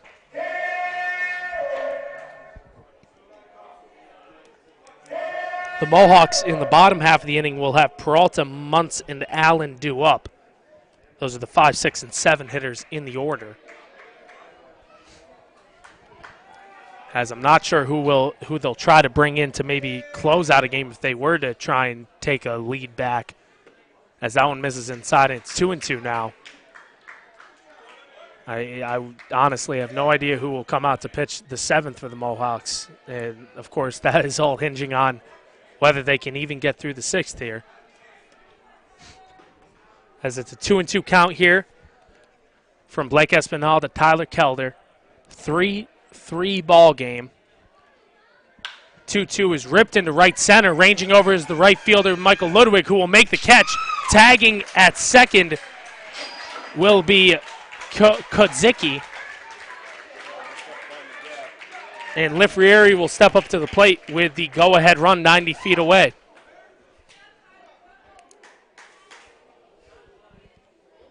The third baseman from Arkansas, Dylan Lifrieri. As that brings up Dylan DeFrieri, who will be attending the University of Arkansas in the fall, as he's a high school senior. If I check correctly, he just graduated from Wilton, Connecticut. He's from Wilton, Connecticut. That's his hometown. As that first pitch to him is flown out to center field. Under it is Mike Antico to make the catch and retire the side. So the Mohawks give up the tying run, but will now have a chance to retake the lead as they did in game 1 of this doubleheader. As we will head to the bottom of the 6th. 1 run was scored on 1 hit. The Stallions strand one. There were no errors in the inning as we will head to the bottom of the 6th at Shuttleworth Park. Amsterdam Mohawks and Saugerties Stallions knotted at 3. You're listening to the Amsterdam Mohawks Radio Network here on YouTube Live.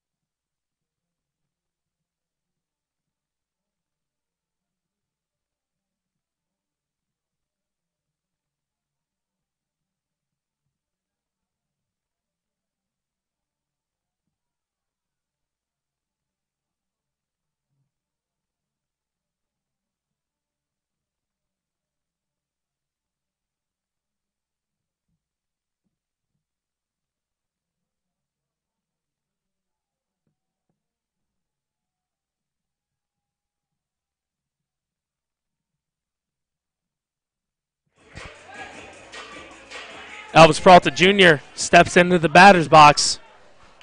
Here to lead it off as John Clayton, it looks like, is still out there for Saugerties.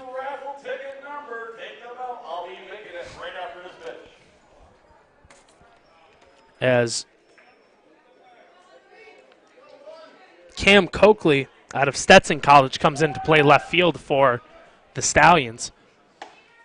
Big cut and miss there by Elvis Peralta Jr., 0-1.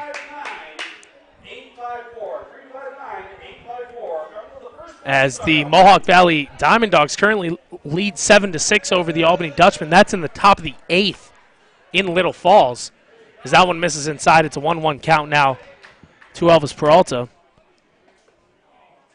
As everywhere else, Elmira is leading Geneva 6-2. Newark currently leads Utica 9-5. As that one will be poked into left center field for a base hit. And Elvis Peralta Jr. takes a big turn to first, but will head back. But he's on with a leadoff single here into the bottom of the sixth. And remember, we're only playing 7, so if the Mohawks take the lead, they could close it out in the top of the 7th inning. As they'll bring up Shane Muntz out of Wake Forest.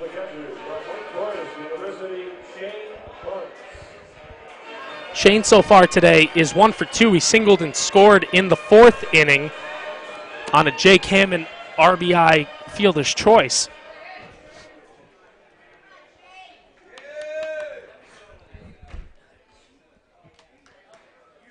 As Elvis Peralta is a threat to steal, and they check him at first, but he walks back in safely. Peralta, I believe, coming into this game after Game 1, has 11 steals on the season, which leads the team.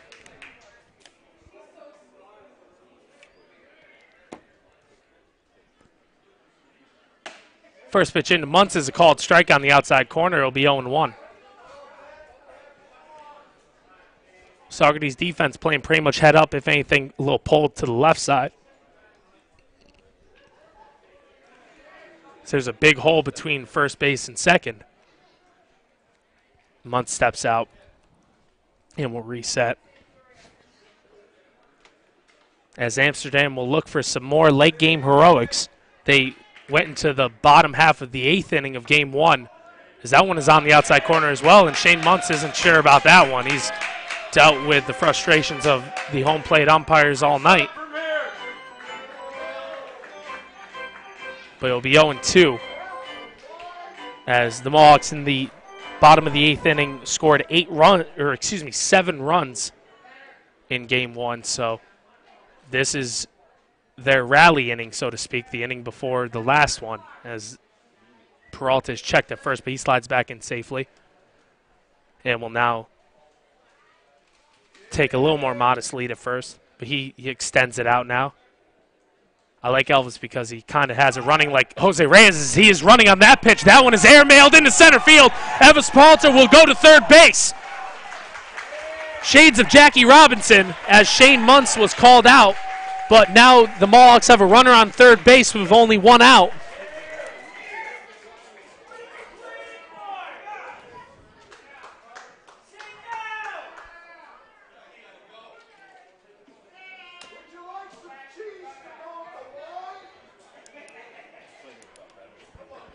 As I'll bring up Tanner Allen out of Mississippi State. As I'm not sure what the issue is here.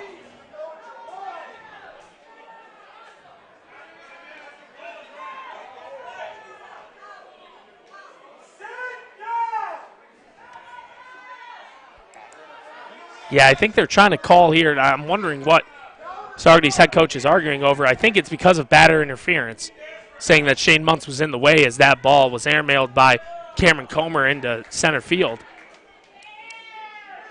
Coach Doug O'Bray now hustling down the line to go talk with Coach Keith Griffin. And I'm not sure how clear the visual was, but that ball was not just slightly off. It was a solid 5 to 10 feet above the second baseman. So I'm not sure, the batter didn't just slightly alter the throw. Yeah. So I'm not sure. I don't know. To be honest with you, I don't think I had enough of an angle. I was looking more at Peralta stealing.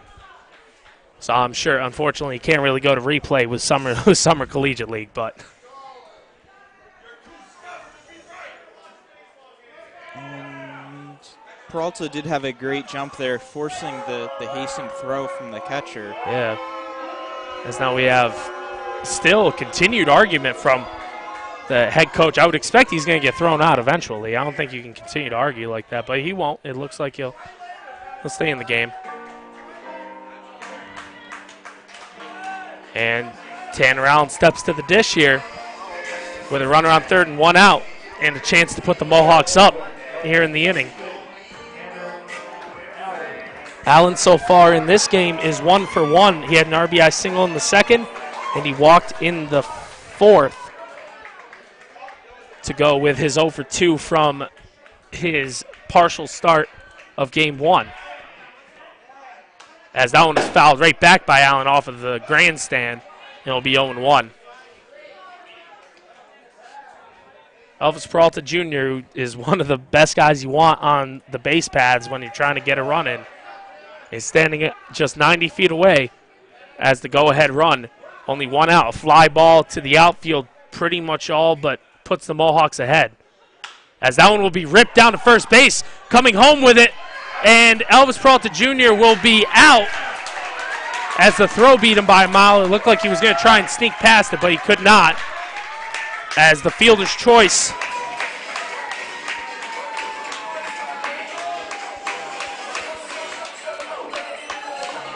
erases Peralta for the second out.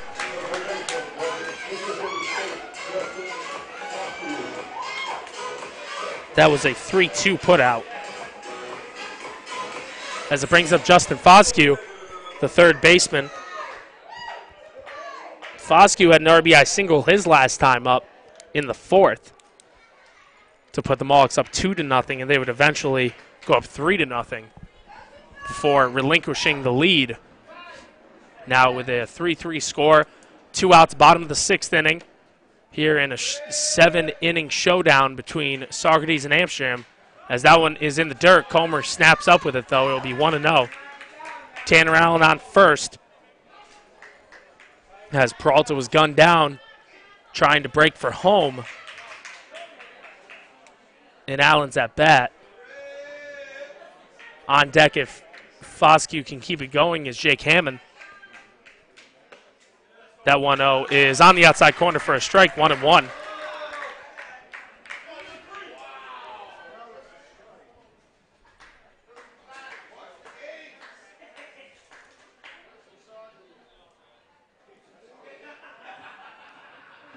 And the 1-1 is caught and missed by Foscue, so Clayton is now ahead 1-2.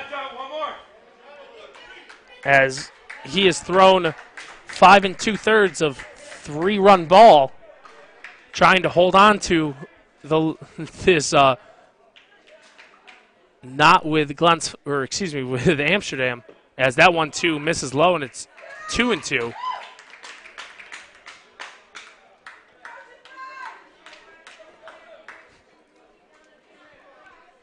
As for the fans left, there's still some from Saugerties and then some from Amsterdam, and there are little enough fans in the crowd where you can hear pretty much every single comment being made by every fan, as that one misses outside, and now it's a full count here to Foscue. But it can make for some interesting times, but also it makes you wonder who raised these people. As the 3-2 is in the dirt, so Foscue is on with a 2-out walk, and it will be runners on first and second here for Jake Hammond, the outfielder out of Moorhead State.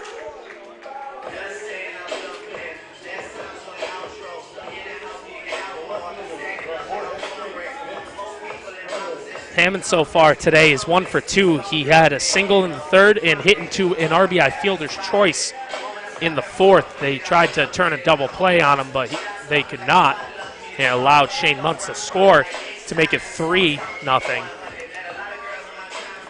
Saugerties has since tied it as the Mohawks look to regain the lead here with 2 outs. The first pitch in from Clayton is grounded foul down the right field line. Austin Casino, the first base coach, almost bare hands it.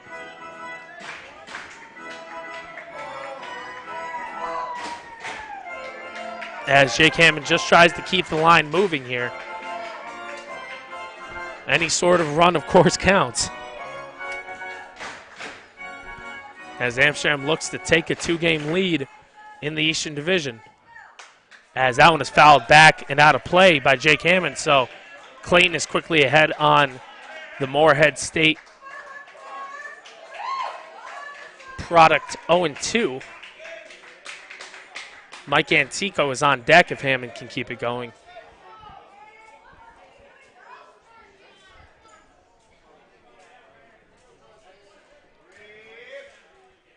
And the 0-2 is high, and outside it'll be 1-2.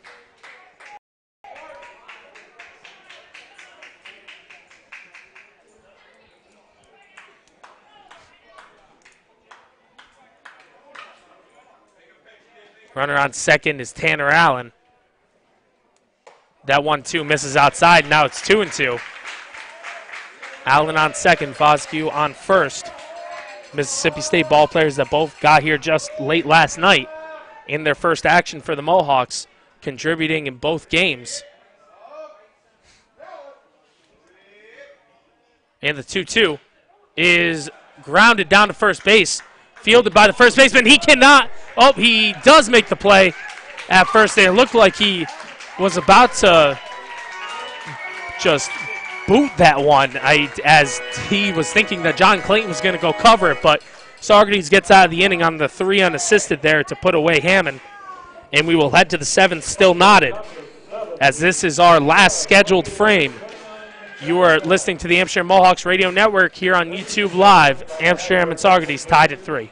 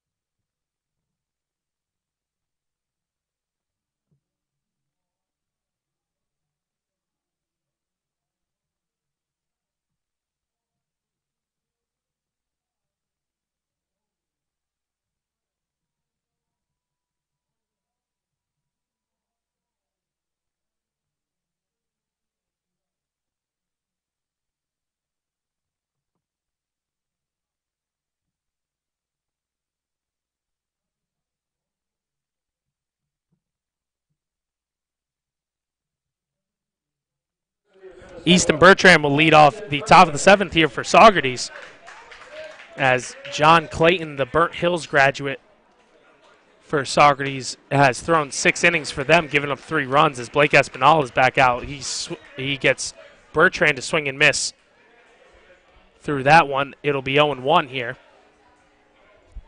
as Espinal has thrown 2 innings, given up 3 runs. This being his 3rd inning of work. That one's fouled back to the backstop, and it'll be 0-2.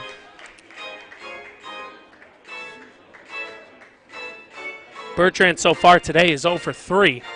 He struck out and popped up twice, and both of the pop-ups have been great plays in foul territory by Richie Barella.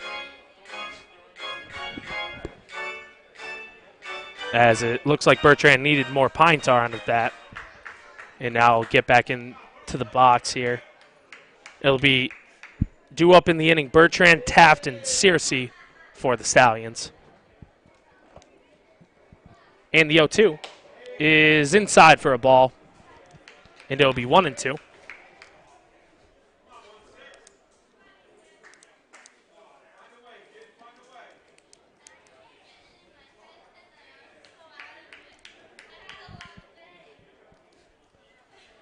And the 1-2 here from Espinal is cut on and missed, and that'll be the first out of the inning.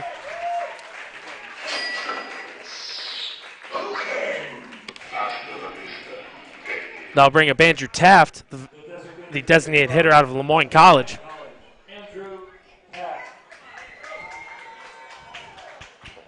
Taft in this game is 1 for 2. He hit a double in the fourth and was hit by a pitch in the second.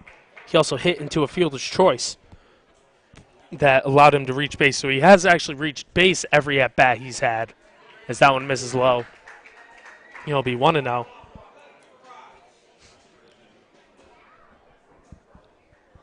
As the Mohawks just hope that Blake Espinal can find a way to throw a scoreless 7 so they can try and use their top of the order to win it in the bottom half, as that one is cut on and missed by Taft. Evens at 1-1.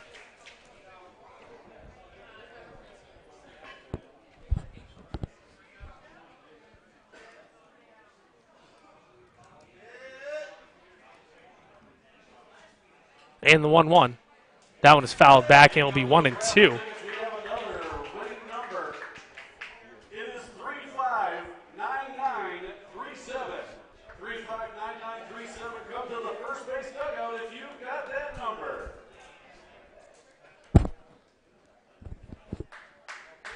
As Espinal looks for a sign.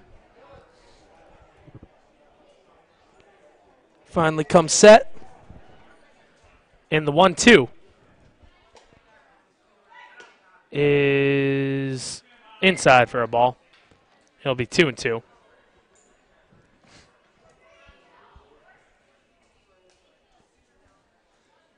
As you can hear a pin drop now in the ballpark, it had quite a bit of noise to it even just 30 minutes ago, but now everyone just on hand and foot waiting for something to happen here to break this tie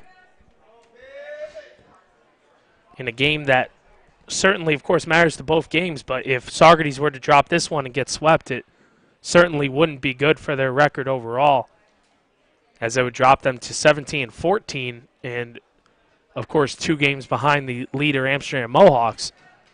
And with the PGCBL playoff format, the top 2 teams in each division do make it, as that one is fouled right into Shane Muntz, as he has had a day behind the plate. If you've tuned into both of these broadcasts, he has gotten hit by a foul ball in the head. He was hit by a pitch in the dirt right in the throat. I think he took this one right in the nether region, as he jumped right up immediately. As I don't think it was, of course, completely inadvertent. It came off of the bat of the hitter, Taft. And we'll see if it looks like Muntz will be able to stay in, as that is a show of true grit, as he has taken every blow tonight in style.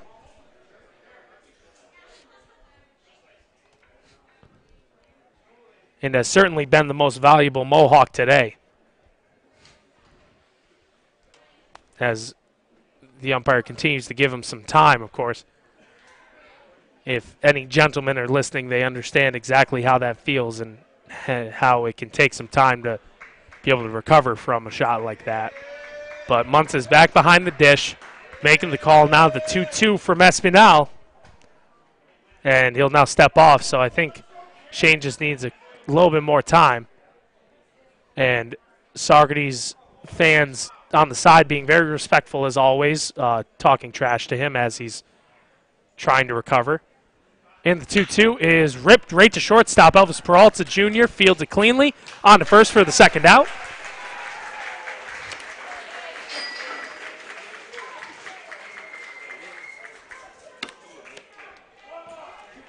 And now bring up Noah Searcy out of Georgia Southern College. Searcy so far today in this game is 0 for 2. He was hit by a pitch in his last at-bat and has struck out twice. However, he was the main source of offense for the Stallions in the first game, hitting 2 RBI doubles. So that one will be grounded between the hole, between third and short, fielded by the third baseman Foscue. On to first, and the 1-2-3 inning by Espinal brings us to the bottom of the 7th inning, as the Amsterdam Mohawks will try to win the second half of this doubleheader at the plate. You're listening to the Amsterdam Mohawks Radio Network with the Mohawks and Stallions tied at 3.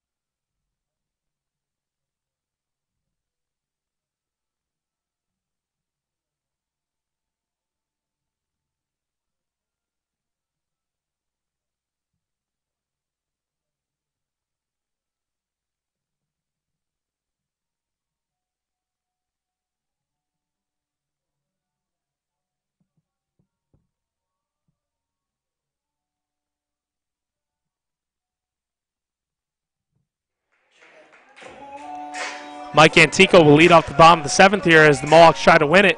He will continue to face John Clayton, the pitcher for the Stallions, who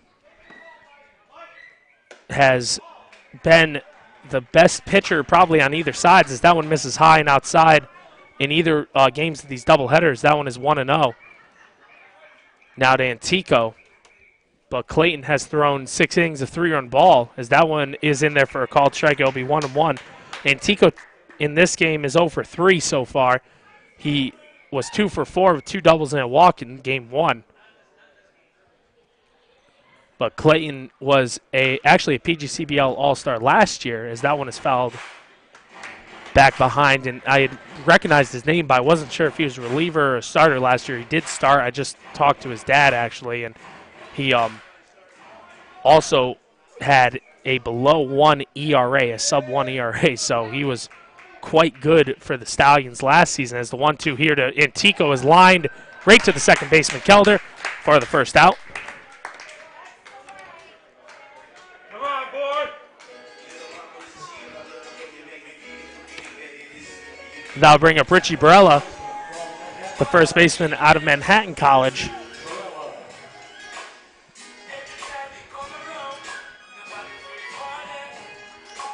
Richie so far in this game is 2 for 3. He's singled twice and struck out. He also got caught stealing for the first time this season in the first inning. As that first pitch is fouled back and out of play, it will be 0-1. Barella got the day off for game 1, but was in at first to start for game 2.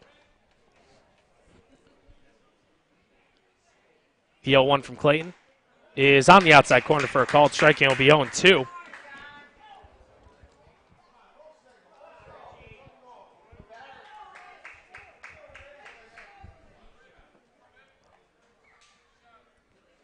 And the 0-2 from Clayton is outside for a ball. It'll be 1-2.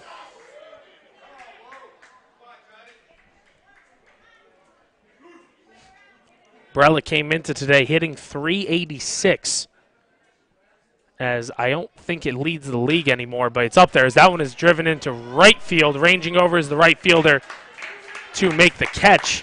That was Searcy for the second out. And now bring up Michael Ludwig, the right fielder out of Wake Forest. Ludwig also got the first half of the doubleheader off. He's gone 1 for 3 in game 2 here so far. Mike came into today hitting .322, 29 for 90, 15 runs scored, 18 RBIs. As that one misses for a ball, it'll be 1-0.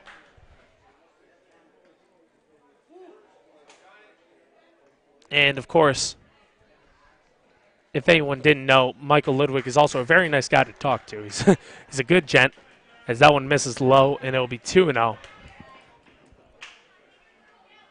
But he's very kind. He always says what's up when you go through the dugout. And he started off here with his Wake Forest teammate, Chris Lenzilli. Of course, he's also teammates with Shane Muntz, as that one misses low, but he came in at the same exact time as Chris. And Chris has since left the team. He had an issue with his foot that had been bugging him, and I think he decided to just shut it down to try and be healthy going into the fall, as that one is in there for a called strike. It's now 3-1 here to Ludwig.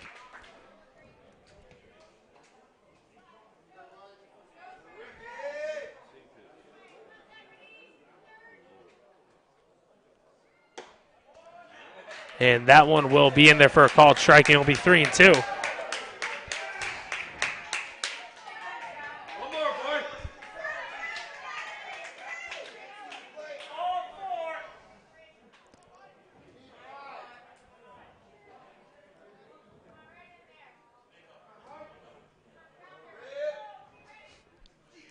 And now the 3-2 will be fouled out of play. It will be 3-2 once again here to Ludwig.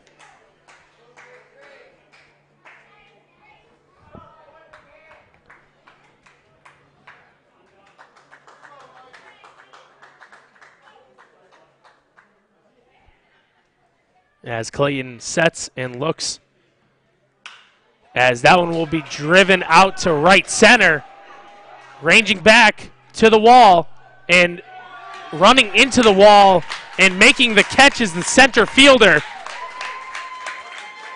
That is Easton Bertrand, as he took a part of the sticker mule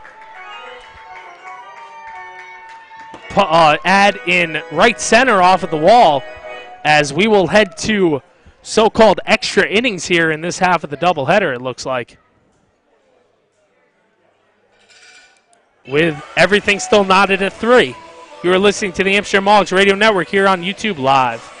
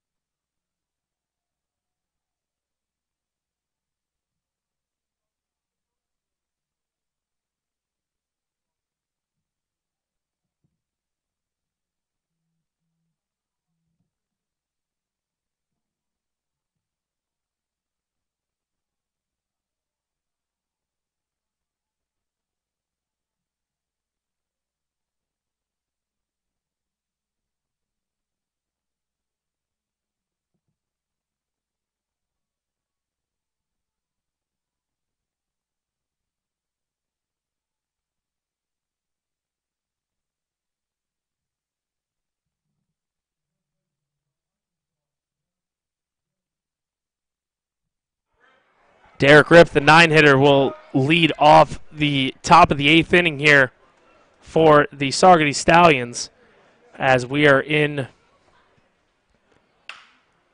as that one is grounded to the second baseman in Allen, who makes a throw to first for the first out.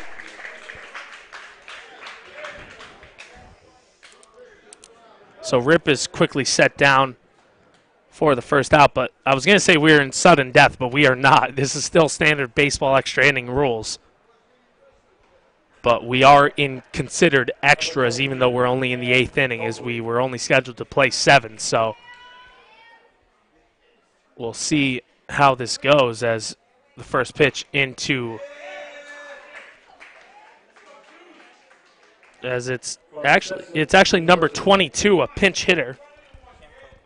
It'll be Cam Coakley, who actually came in as a defensive replacement in the outfield, so it won't be a pinch hitter. It will be Coakley batting for the first time, as that one is fouled back. And it will be 0-2 here to Coakley.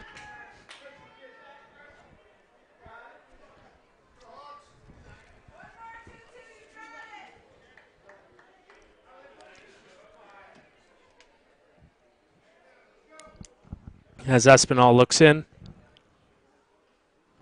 sets, and deals the 0-2. That one is caught and missed.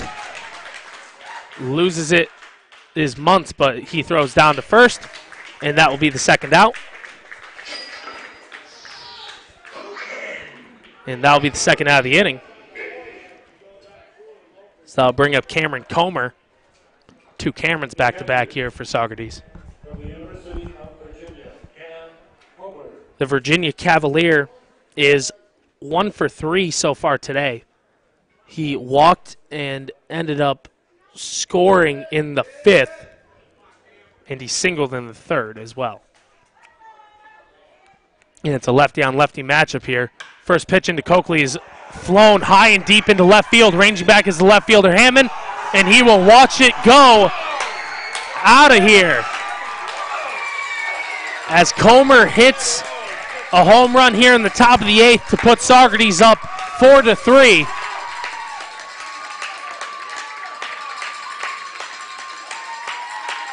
As Blake Espinal gives up the go-ahead run in however, a very resilient showing. As he's thrown, this is his 4th inning out there as a reliever.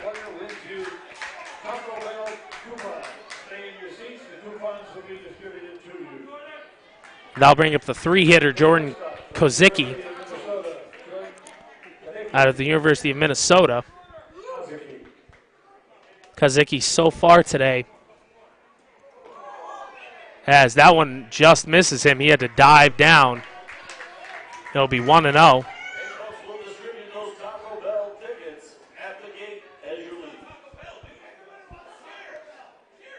And that puts Comer's day at 2 for 4 with a home run and 2 runs scored. So quality day for him at the dish. Kozicki so far is also 2 for 3 with a walk. He scored as well as that one is lined back up the middle. Elvis Peralta Jr. makes a nice snag, throws the first and gets the out. As that throw the range to his left is pretty phenomenal. And the Mohawks get out of the inning now and will have to try to plate one to keep it going. Down 4-3 here to the Saugerties Stallions after a solo home run from Cameron Comer. You are listening to the Amsterdam Mohawks Radio Network here on YouTube Live.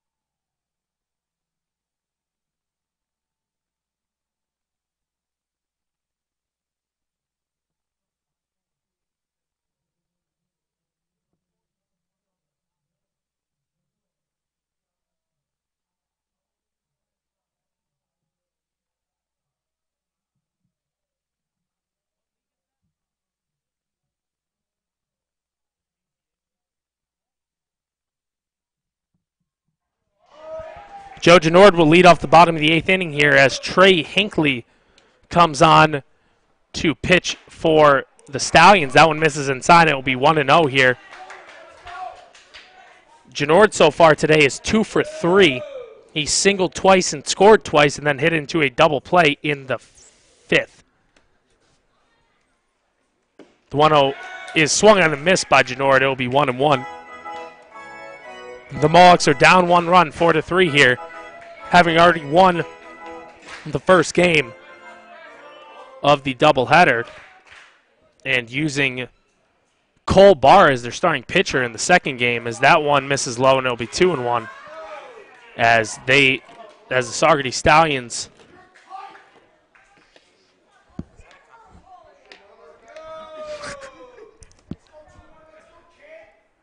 and the 2-1 here to Genord is caught and missed, and it'll be 2-2 now. Hinckley came into this game. This is his 5th appearance here for the, or excuse me, it's his 7th appearance for Saugerties. He's thrown 5 2/3, given up 4 hits and 1 run. The run, however, is unearned. He's 1-0 with the 0.00 ERA. 2-2 misses low and away, and it'll be a full count here to Joe Genord. It'll be Genord, Peralta, and Muntz due up this inning for the Mohawks as they try to stay alive here. And the 3-2 misses inside, and Genord is on with a leadoff walk.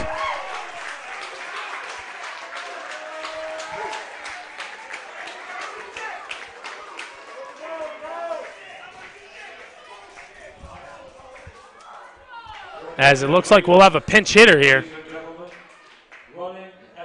Or excuse me, a pinch runner. As Dale Stanovich will come in to run. He pitched in Game 1. He actually started the resumption of Game 1 here today, so Dale's night is not done yet, as he can run probably slightly better than Joe Genord, as the Mohawks are down to their last licks trying to scratch one across. And it will bring up Elvis Peralta Jr., who actually got on base in the 6th. He led off the 6th inning with a single, but they could not get him home as he was thrown out at home on a ground out. And check of Stanovich at first, but he's back in safely. As this is a lot to ask of course, both your hitters to try and get back in the game, but Stanovich coming in after throwing, thinking that his night is over, but he's back in ready to roll. As that pitch catches the outside corner, it'll be 0-1 here.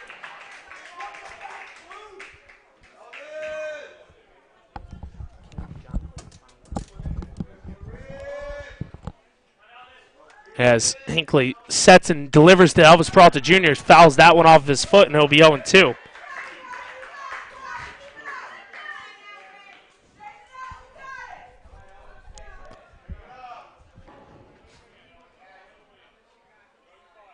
As Elvis is 1 for 3 so far today. As we never read John Clayton's final line, he threw 7 innings. He gave up 3 runs, they're all earned, and 11 hits. He only walked 1 as he struck out 4. As that one will be lined to the right side to the second baseman, who fields it and throws the first, as that one was dribbled too slowly to try and turn 2, as Dale Stanovich makes it to second base on the fielder's choice.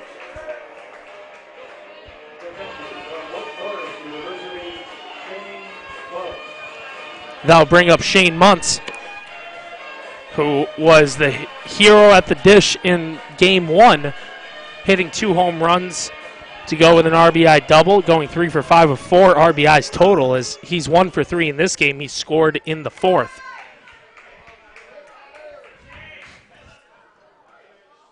First pitch into Muntz is in there for a called strike, 0-1. And Shane has had the hardest day probably out of any Mohawk, getting just bumps and bruises, just having things sometimes not go his way, and he's made the best out of it, and it would make sense if he would be able to do something here, as that one is grounded down the left field line and will go foul. He'll be 0-2. But now he has a chance to put everything in these games behind him, as a base hit here to tie it up would certainly do the trick.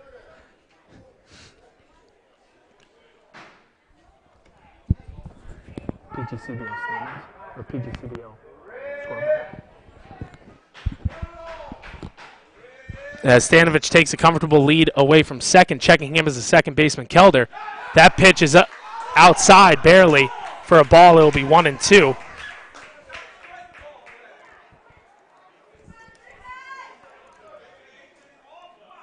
As the Albany Dutchmen lost to the Mohawk Valley Diamond Dogs 8-7. as Muntz steps back in for the 1-2. But that means that even if Saugerties, as that one is in the dirt, and it's now 2-2 here to Muntz, that means that even if Saugerties were to give up this game, I think they would still, at 17-14, they would be in front of a 16. They would be tied for second with the 16-13 Albany Dutchman team. And maybe higher in winning percentage. I'm not completely sure. We'd have to look at that as Shane Muntz fouls that one right back to keep it at 2-2. On deck is Tanner Allen out of Mississippi State.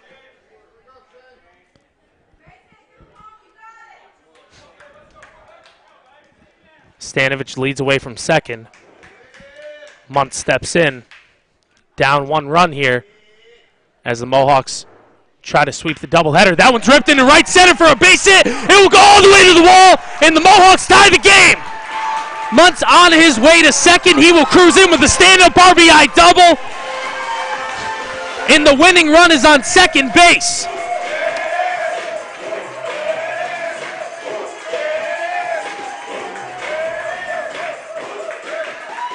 That is Shane Muntz's 5th combined RBI of the day between Game 1 and Game 2.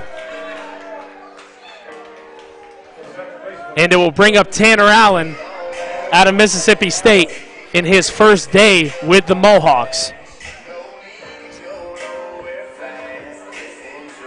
Tanner in this game is 1 for 2. He's reached base in every at-bat this game. Had an RBI single in the second. He walked in the fourth and reached on a fielder's choice in the sixth. Shane Muntz leading away from second. Modest lead. First pitch into Tanner Allen is off the plate for a ball, 1-0.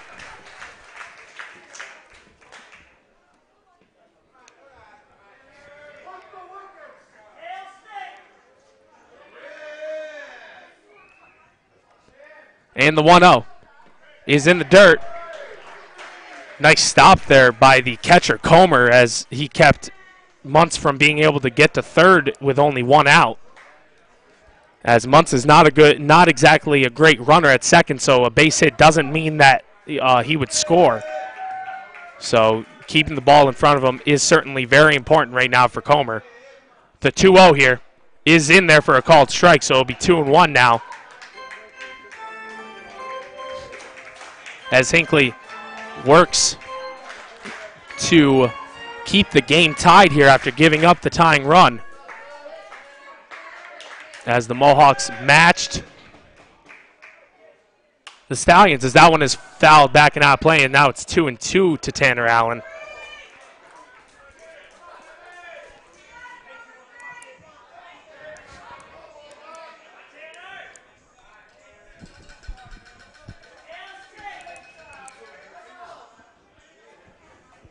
Tanner Allen out of Mississippi State knows exactly what it means to get a big hit late to send his team to the playoffs, but as that one is fouled back, of course, it's not quite that level right now, but he's certainly not he's used to late game heroics. As that was actually Trey Hinckley's first earned run, too, with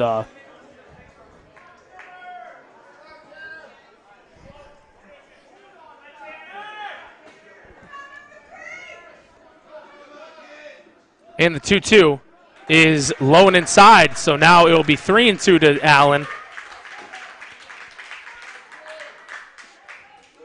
If Allen can keep the inning going, Justin Foscue is out on deck.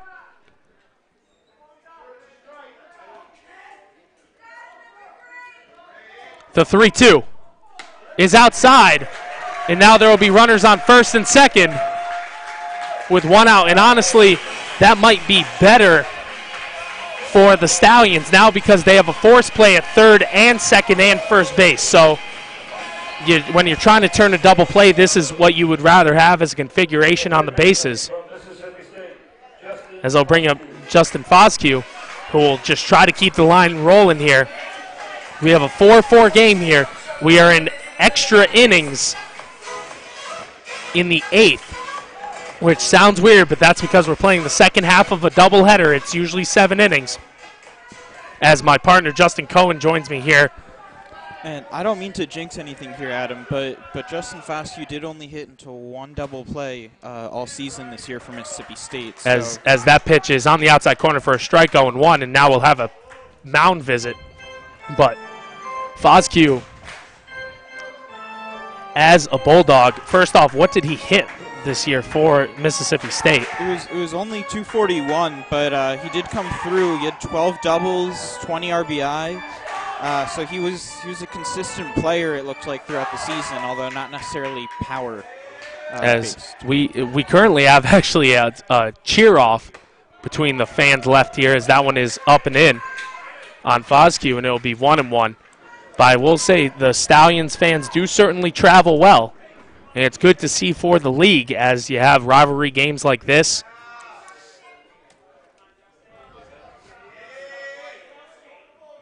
And the 1-1 is lifted into the air and right. Ranging under it is Searcy, and he will make the catch for the second out. Staying put is Shane Muntz. It was not quite deep enough to advance the runner, especially Shane Muntz, who is on the slower side compared to, let's say, an Elvis Peralta, who... Yeah, I mentioned before, it certainly isn't a guarantee to score there on a single, as it brings up the 9-hitter, Jake Hammond.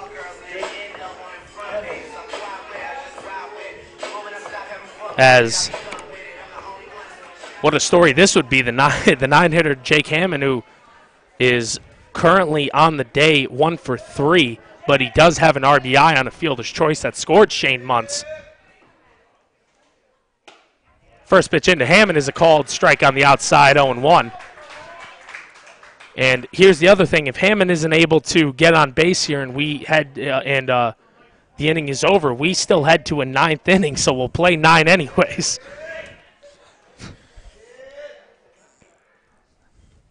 And the 0-1 here to Jake Hammond is cut on and missed. It'll be 0-2. It's amazing to me right now the silence in between each pitch as the crowd anticipates the pitch, and then the eruption, regardless of the outcome of the pitch, right after. Yeah, it's definitely cool to see, because there's only probably maybe a couple hundred fans left, if anything.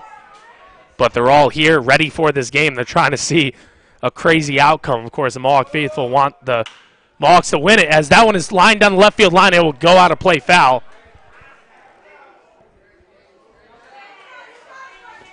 But thank you to everyone who has stuck with us on our YouTube broadcast, as we're happy that we're able to bring you an entertaining product here, as this ball game has been one of the best at Shuttleworth Park this year. And we still have yet to find an outcome.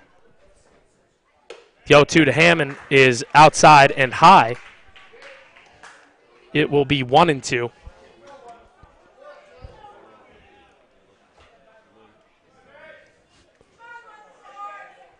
Muntz at second. Tanner Allen at first. Mohawks tied with the Saugerties Stallions 4-4 here in the bottom of the 8th, as the next RBI wins it for Amsterdam, as that one will be flown into shallow center field, as that one is called off by the center fielder, and making the catch is Bertrand, as the shortstop Kazicki had to jump out of the way, but that will end the inning, and we will play 9. Let's play 2. Why not? Here at Shuttleworth Park. Might as well, as we will head to the top of the 9th. The Amsterdam Mohawks and Saugerties Stallions are knotted at 4. You're listening to the Amsterdam Mohawks Radio Network here on YouTube Live.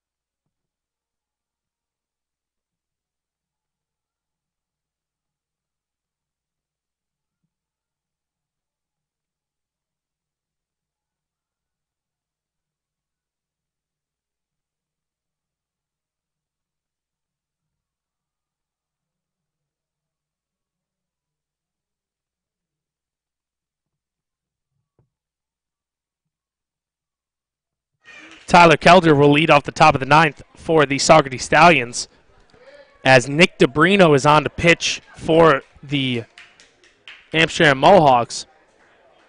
DeBrino is out of Canisius College and is a native of, I believe he's an Albany native, but I'll look to make sure. No, well, he's listed from Brandon, Florida, but I know he also has roots here.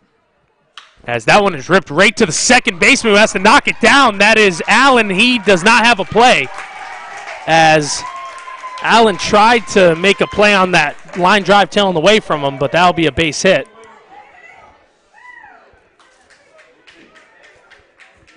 And the Stallions have a runner on here to lead off the top of the ninth, as it brings up Dylan Lifrieri,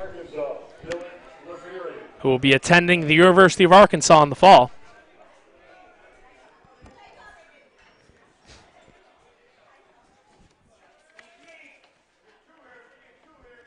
First pitch into Dylan is in the dirt, bounces away from Munson. Tyler Kelder will head down to second.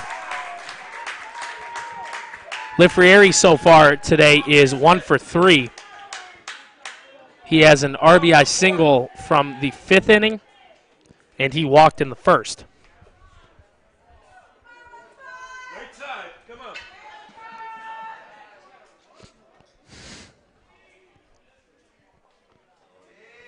The 1-0 here from DeBrino is flown deep into center field. Ranging back is Mike Antico, who will not make the catch.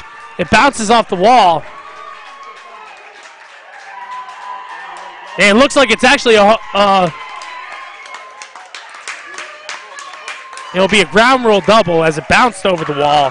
As I could see, Antico didn't have it. So that ground rule RBI double will give the Stallions the lead.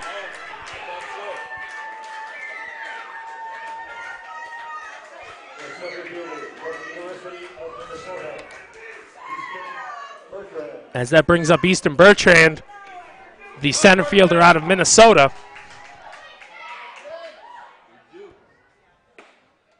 He swings and misses at the first pitch. He'll be 0-1. Bertrand is 0 for 4 with 2 strikeouts so far today.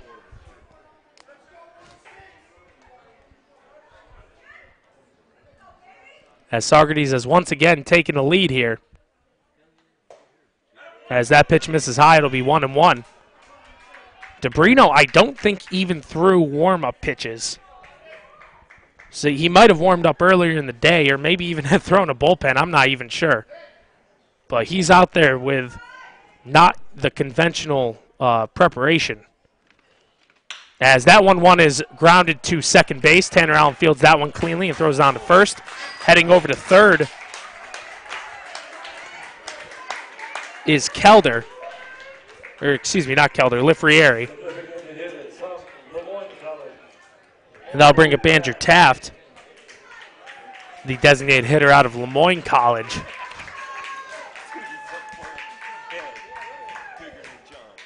As now the Stallions hope to get another run here as the infield comes in. First pitch from DeBrino, swung on and missed by Taft, 0-1.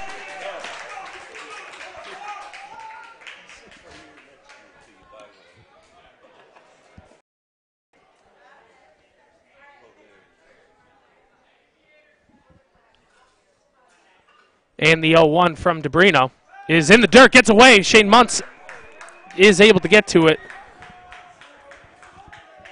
as Lifrieri did not try to break home. And it'll be 1-1.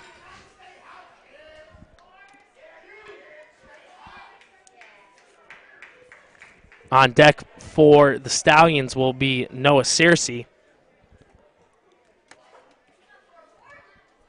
The 1-1 from DeBrino. Off-speed pitch in there for a called strike. It'll be 1-2.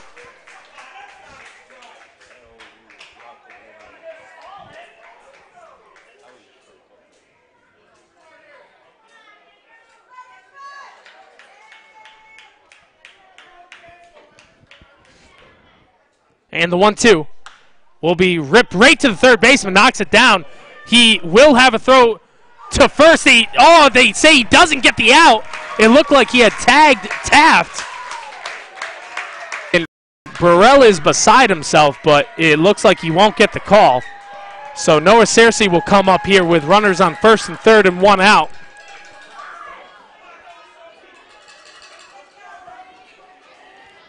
As Coach Keith Griffin comes out, and I think he just wants an explanation. It looks like he might actually be looking for a pitching change. And I'm not entirely sure why Foscue threw that ball from third to first. I get the out's important, but you had a runner cheating down the line on third right now, and already down a run. Amsterdam needs as much as it can to limit the damage. Yeah, if anything, I would have wanted a half throw to have Barella come charging in and to do a sort of, if you have runners on first and third stealing, you do the throw down to the shortstop. He cuts it off, but either way, they're lucky to have not given up that run already, as it will be runners on first and third here. DeBrino still on the mound, facing Noah Searcy out of Georgia Southern College.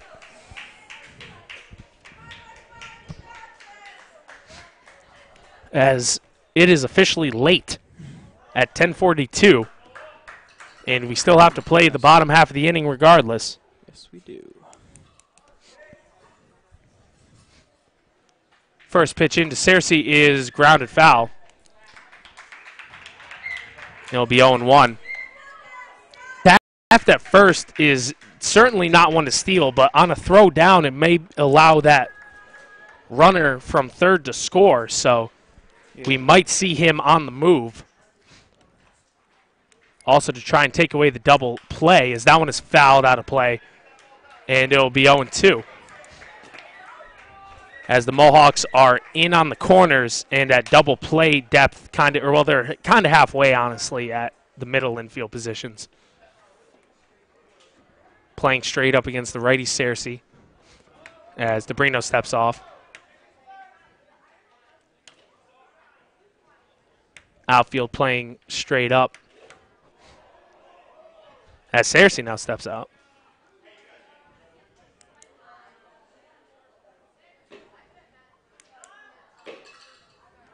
And the 0-2 is low and away for a ball, 1-2.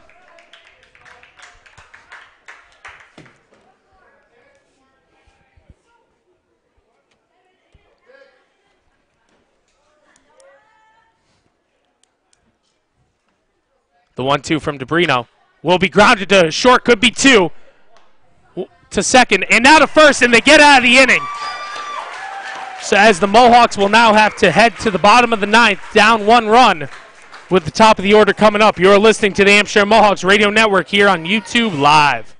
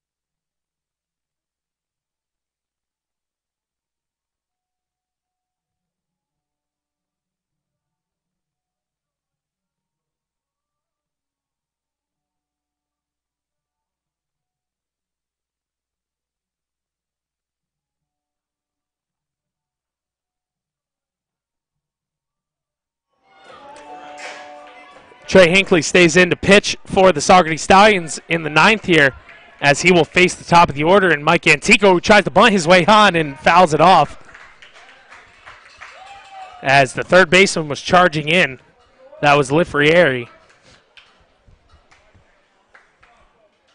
But the Mohawks are down 5-4 in the second half of this doubleheader. They were down 4-3 going into the 8th, and this is all extra innings right now, as we were only scheduled to play 7. So not only would this game end, but it would have it's ending in technically extras, as that one misses high, and it's 1-1. So currently, now of course it just goes right into their usual extra innings if the Mohawks were to keep it going. But right now they need a run, as that speed pitch misses outside, and it'll be 2-1. But it will be Antico, Barella, and Ludwig for the Mohawks here, with Genord in the double hole looming. So right now, of course, the biggest thing is base runners, as that one misses high. Now it's 3-1 Antico, who is certainly not a guy you want to walk to lead off an inning.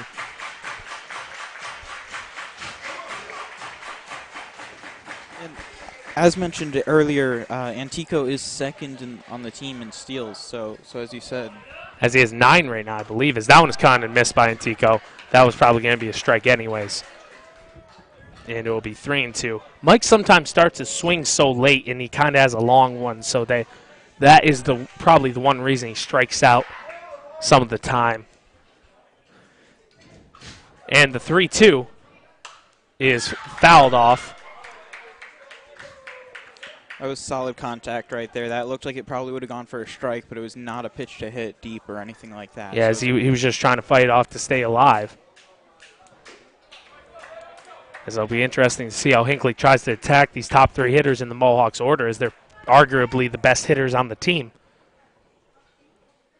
As that one is swung and missed, and he's trying to say that he fouled it. Yep, and they will call it that. He fouled it, and it hit the ground, as it was fouled and it was dropped by the catcher Comer. So Antico stays alive, as he was tagged by Comer. He's like, "Are you kidding me?" As they just had to wait for the sound to catch up to the brain. You got to wonder what that does to the pitcher, who has that rise in adrenaline as he thinks he gets the out. Yeah, as he got to try and put him away now, as he fouls that one off again, staying alive. And, of course, as a pitcher, he already threw 1 inning, gave up 1 run in an RBI double to Shane Muntz. So now you have to come back out, try and re-save the game. And here you are. Antico starts off the inning with an 8-pitch at-bat. So even if this doesn't go as planned, you got more guys, and he's more tired. Yeah, the guy on deck, if you finally get through Antico, the guy on deck saying 386. As that one is fouled back, and it'll be now at least a 9-pitch at bat.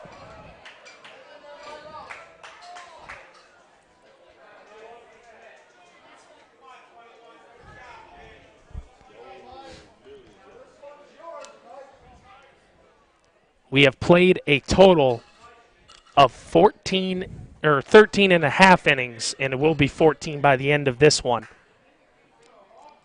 As the Mohawks and Stallions, as that one is caught and missed by Antico for the first out.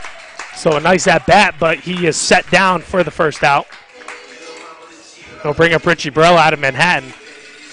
But we've played 14 innings. The Mohawks took the first game 11-4 in a resume game in which the first half on June 24th had 2 rain delays, a bench-clearing brawl, injuries, all sorts of just commotion. And this rematch has certainly lived up to the hype. As first pitch into Barella, he swings meekly at it. He'll be 0-1. And this game similarly filled with emotion, although not the anger necessarily, but the ups and downs of a really intense ball game. Yeah, of course, each fan is hanging on each pitch. The dugouts are really hyped. The 0-1 from Barella misses low, and it'll be 1-1. As Hinckley looks to put away the Mohawks. The 1-1 here to Barella. Misses outside, and it'll be 2-1.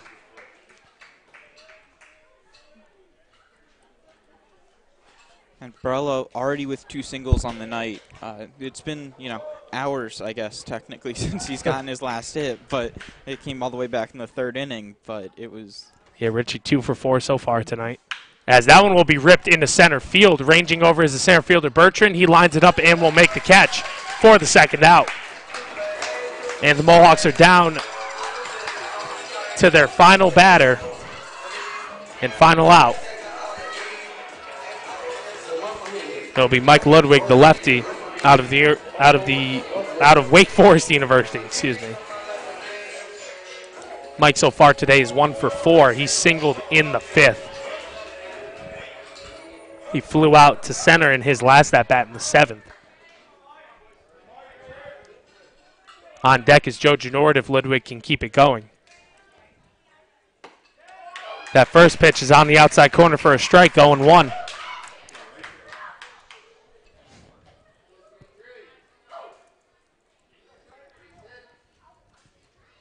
Mike did not start the first game, but started the second one. Played all of it in right field. As that one is ripped into left center for a base hit and will get past the left fielder and go all the way to the wall. Ludwig is trying for second and will get in there standing with a 2-out double. And the Mohawks do have life. And this is going to be a pinch hitter right here as Dale Stanovich pinch ran for Joe Genord. Yeah, excuse me, as I had mentioned that Genord was hitting, but it was just his spot. It'll actually be Richie Nitza. From Florida Atlantic, Richie Nitza, number 9. Richie started the first half of the doubleheader, and in his time from the 4th inning on went 0 for 2. Coming into today, Nitza is hitting .293. 17 for 58 as that one is caught and missed by the Florida Atlantic product, 0-1. Please come on up to the deck.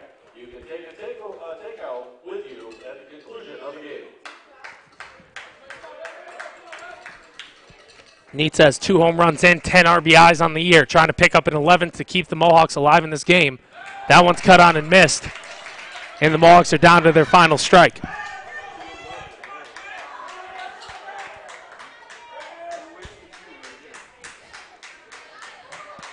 As I wouldn't expect Hinckley to come right at him.